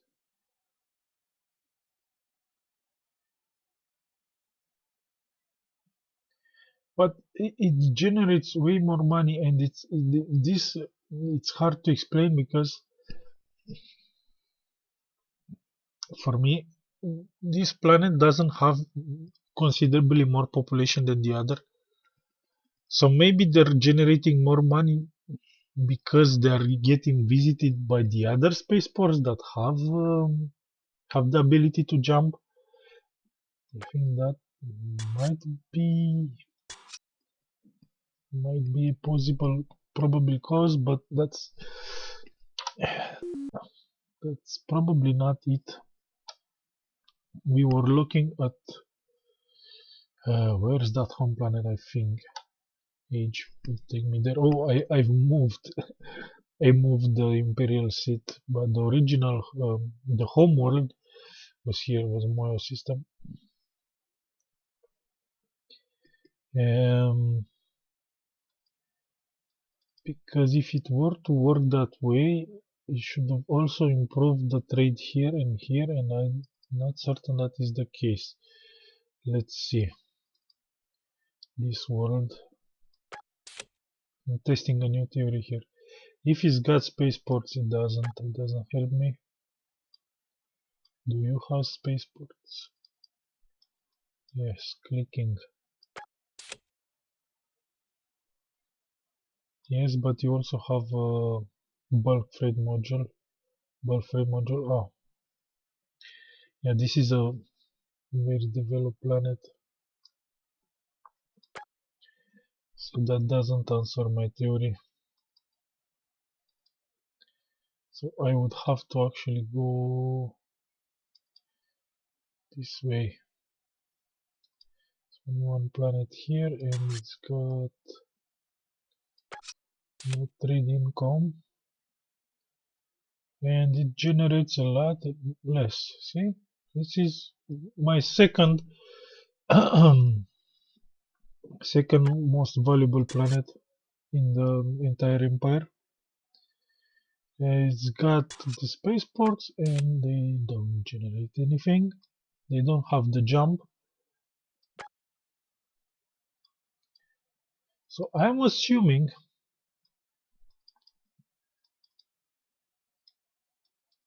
one.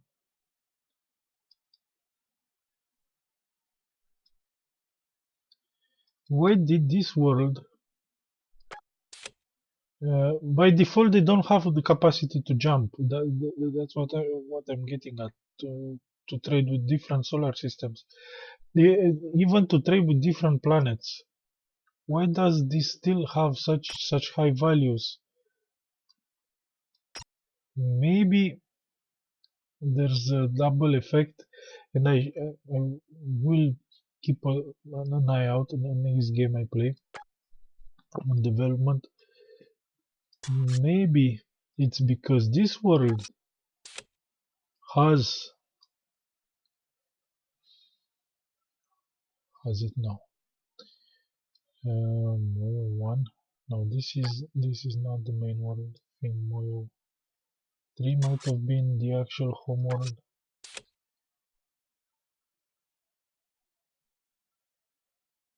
No. I've forgotten who the Moyo 4 was the homeworld.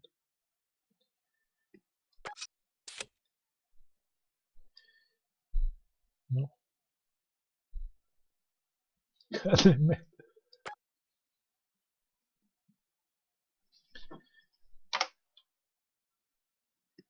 Where is the Imperial seat?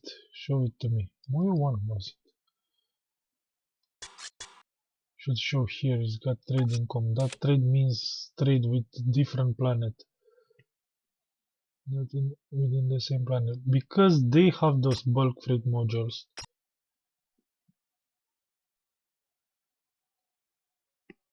It allows them to trade with planets in a solar system away, but also in the same solar system.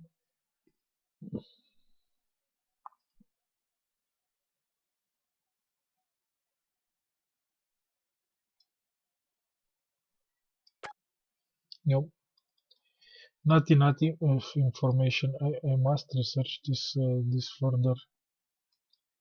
Mula doesn't have other neighbors, and Mula doesn't have any space. Does it have any spaceports? No.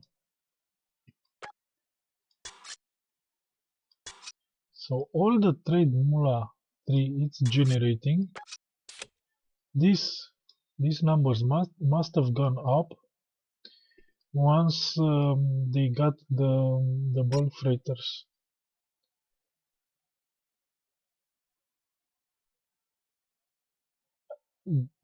Assuming it can reach the Moyo system. And that's why the numbers are much higher than Gena that doesn't have the bulk freighters.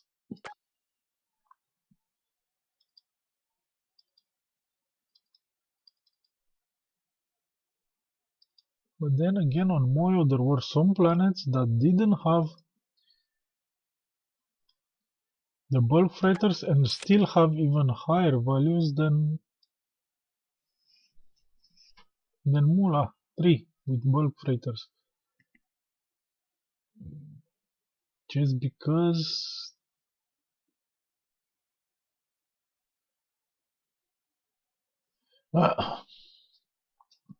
let's call it a mystery. So trade with other planets gets taxed. I don't know if tax level has an influence on what happens there. Let's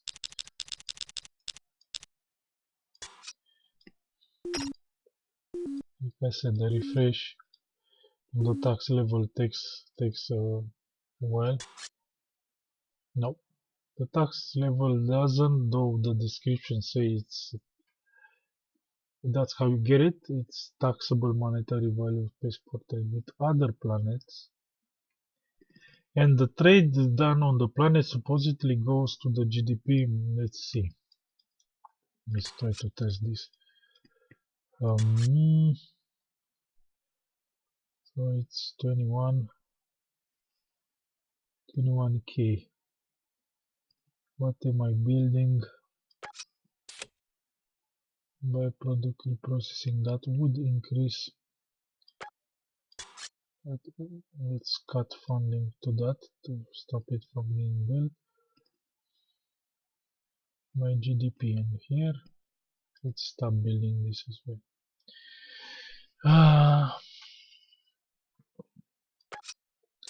What is the best trade spaceport I have?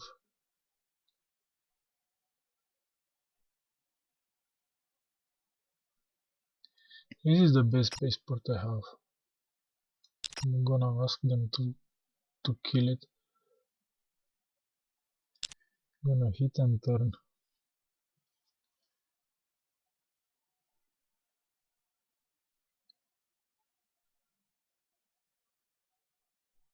Yeah, I should have checked the other spaceport as well.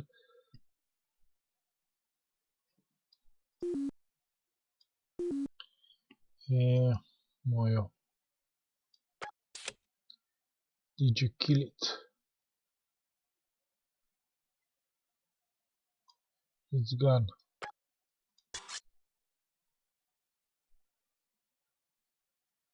Like seriously? It lasts 1,000 or something. It lasts nothing. I will enter one more turn again because some calculations are done at the end of the turn. So let's see if that income changes. There's other possible reasons for it changing. I didn't disable the forced labor units, so they could have moved.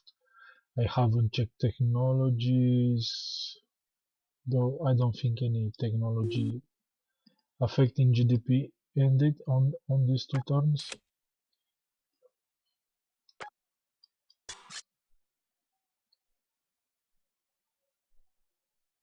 No. I removed the spaceport. This trade value went down, but the GDP didn't. And they say trade ports, local trade goes to GDP.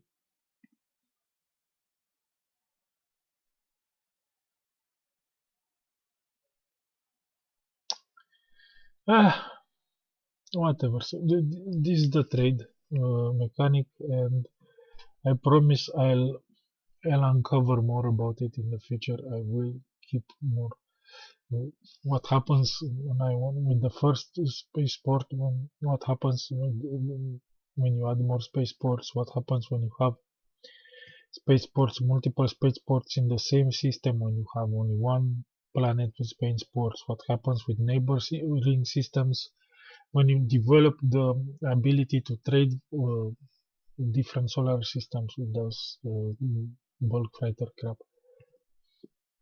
I am going to pay special attention to that. Now, that being said, let's say a few words about the interface. First tab here, this is the overview of your empire. The interface comes with the current mode I'm playing. It's Strawberry. Doesn't alter a lot of things. To my knowledge, it does include Bruix, main code patcher fixes a few critical bugs, and other than that is there is this interface and I don't know, some pretty minor gameplay changes if any. The total empire bioharvesting generated consumed. If you need more than to consume more than you generate, you're in trouble. You have starvation. Same about minerals, total industry and production. Then total research last turn and how much you're expected to get next turn. It's a light, however, because you always get less with that finance slider. It's an optimist projection that never actually reached. And the treasury, this value you can see it here. So let's check on the ledger. What are the two numbers they show? 13,000. Oh, so it tells me I'm not spending a lot less on accumulating money. Yeah, this is because I clicked and turned two times and I haven't actually played the game. So this is the difference. The reserve is going up and down, and the other number is 72,000. Okay, it's how much I have reserve and how much I can spend this turn. You could be losing money, and this could be looking nice, or you could be negative and what not not the most revealing numbers I would have put here. I would have expected the current bank treasury bank to be listed here, and eventually how much you generate, or this. Yes, this is also the net surplus is okay, but Expecting the current bank, not how much you have to spend for this turn. Whatever. Now, planets. Here you get a list of all planets, all scouted planets, known systems. You have a few filters here. It doesn't work so great during the actual gameplay. I use an old school pen and paper to um, to write down favorite colonies. This doesn't help much.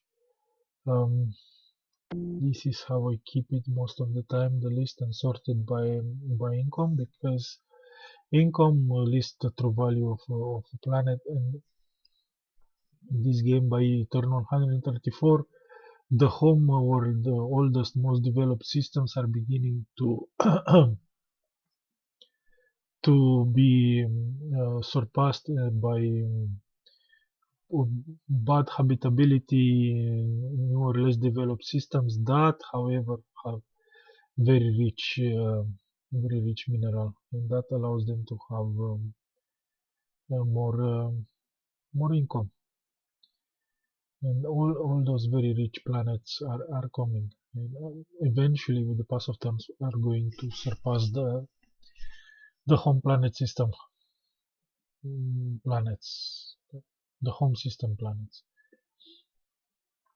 You also have this that shows you the galaxy map and how much you expand it in the galaxy. Galaxy shape doesn't help you. Oh, it helps. You can do that. Nice. Didn't know you could do that. See, will you show me where the app to is? Okay. It works better than expected. Does it work with unknown planets though? If the planet is not mine.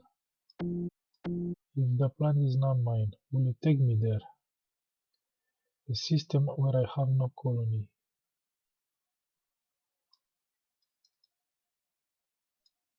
Crap. Learn new things every day. Shipyards. It's got two tabs. Ship designs, current designs, and new designs. You can use the auto build button. You can customize whatever ship class size depending on your research. You can make it a systems ship that cannot leave the whole solar system, act as pirate police. To make it starship, we have the warp engines, move it around the different starships. Can make it orbital base. Orbitals are not very good in this game because they're immobile. um, Here you can mark obsolete different designs. And here is your fleets, deployed fleets, system ships. Used to sort them by mission. Reserves. This is ships that you built and haven't teleported deployed yet. It's a very interesting concept. You have these things called mobilization centers that you can put at the system planet or on every system, and basically you can teleport at this point. You can teleport entire task force, all your reserves, teleport deploy at that point. No matter where they were built, even if you build in the other side of the galaxy, you take them, I don't know, 200 turns to reach here by star lanes. You can teleport deploy anywhere. It's a very important gameplay mechanic. You need to be aware on obviously when fighting wars, to be able to quickly deploy your armies to choke points, to points of interest for the enemy attacks. But even before that is very critical for come on game, um, for colonization. See, I started my original home system was here. Um, I've gotten eventually a colony here, a mobilization center, and I could deploy ships to colonize this area of the empire. By deploying colony ships built on the other side of the empire, deploying them here and having them have less jumps to travel. Generally speaking, the traveling on the map is very slow. The teleport deploys. It's a very powerful function. Here you can check if you have, I don't know, system colony ships that you haven't deployed. I use this again every turn. There's a great weakness of the interface, mm, archaic interface. It doesn't create a notification event when particular fleet has reached set destination. So, or it's sitting idle without orders. If I send 15 colony ships to reach 15 different solar systems, and they can go there and will sit there forever. They won't let me know. They won't tell me anything. You need to come here, look at the ship position, and see if they're still moving. When they're still moving, they show destination. Um, 5 turns to system X, whatever. That's how you each turn you verify and see if anyone reached the destination and can add more orders. Don't need to. I won't touch this. The diplomacy side of things in this let's play. Uh, I haven't had much experience with it lately.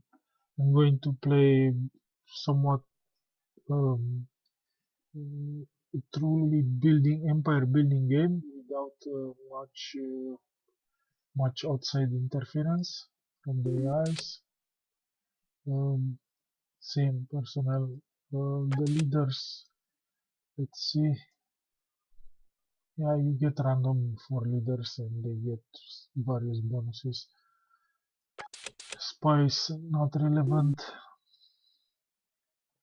Victories gives you some stats. This is an interesting graphs. We're going to compare this. I'm going to play a bug race with the silicoids side by side and see. I'm very curious how that will go.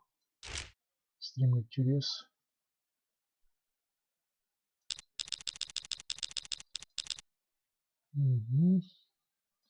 Technology tab, I touched on this before, so there's 6 main science schools, let's call them, branches with various levels. They cost, doesn't show how much it costs on the research point to unlock, but there's a cost. And here you focus how you divert the available research points into what branch you can focus. You can research only 2, only 3, a different percentage. You have total control on this.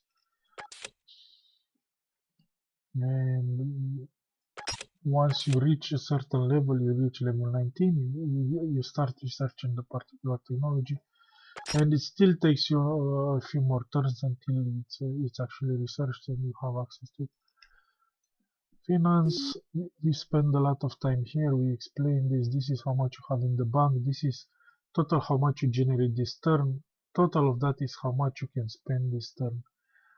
To the right are all the expenses. This little here it's how much you generate this turn minus how much the expenses for this turn, and projected balance it's how much you had in the bank at the beginning of the turn, and mm, how, basically this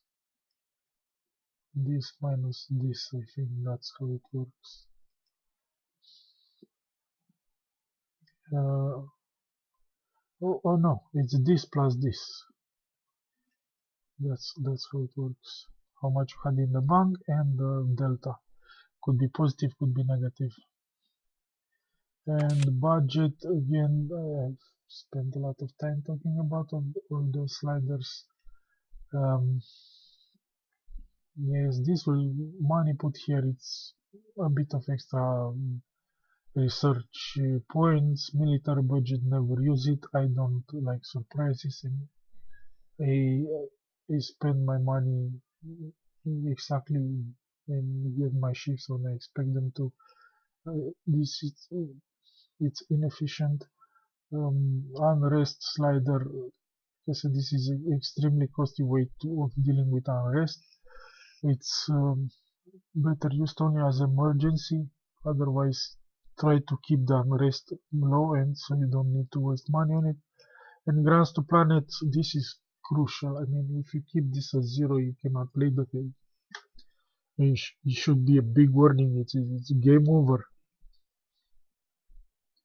Without grants, the new planets will take for ages to develop the first industry.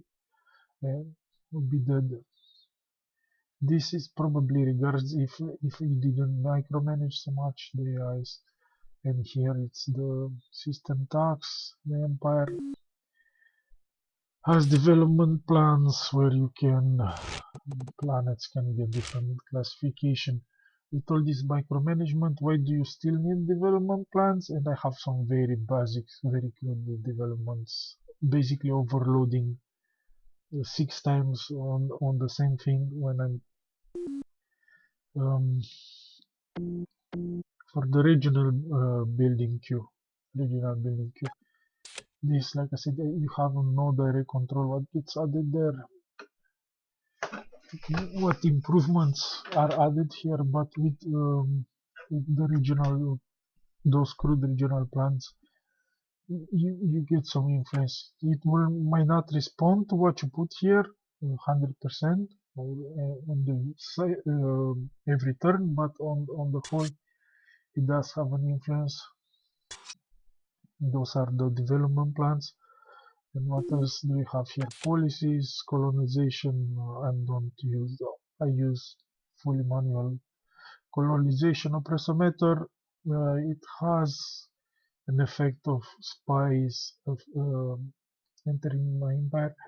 Um, it also has dramatic effects on unrest levels.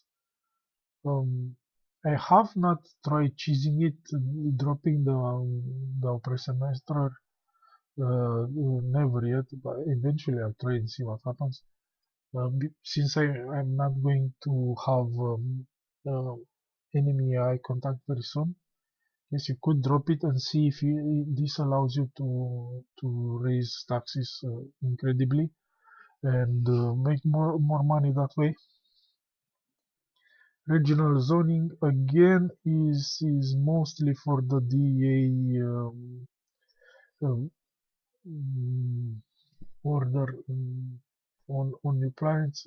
I'm doing this manually.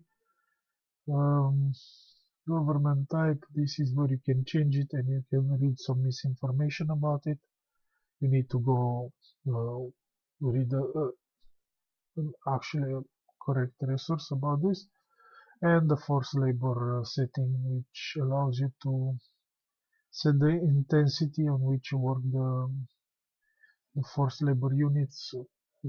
Again, um, it has correlation with unrest.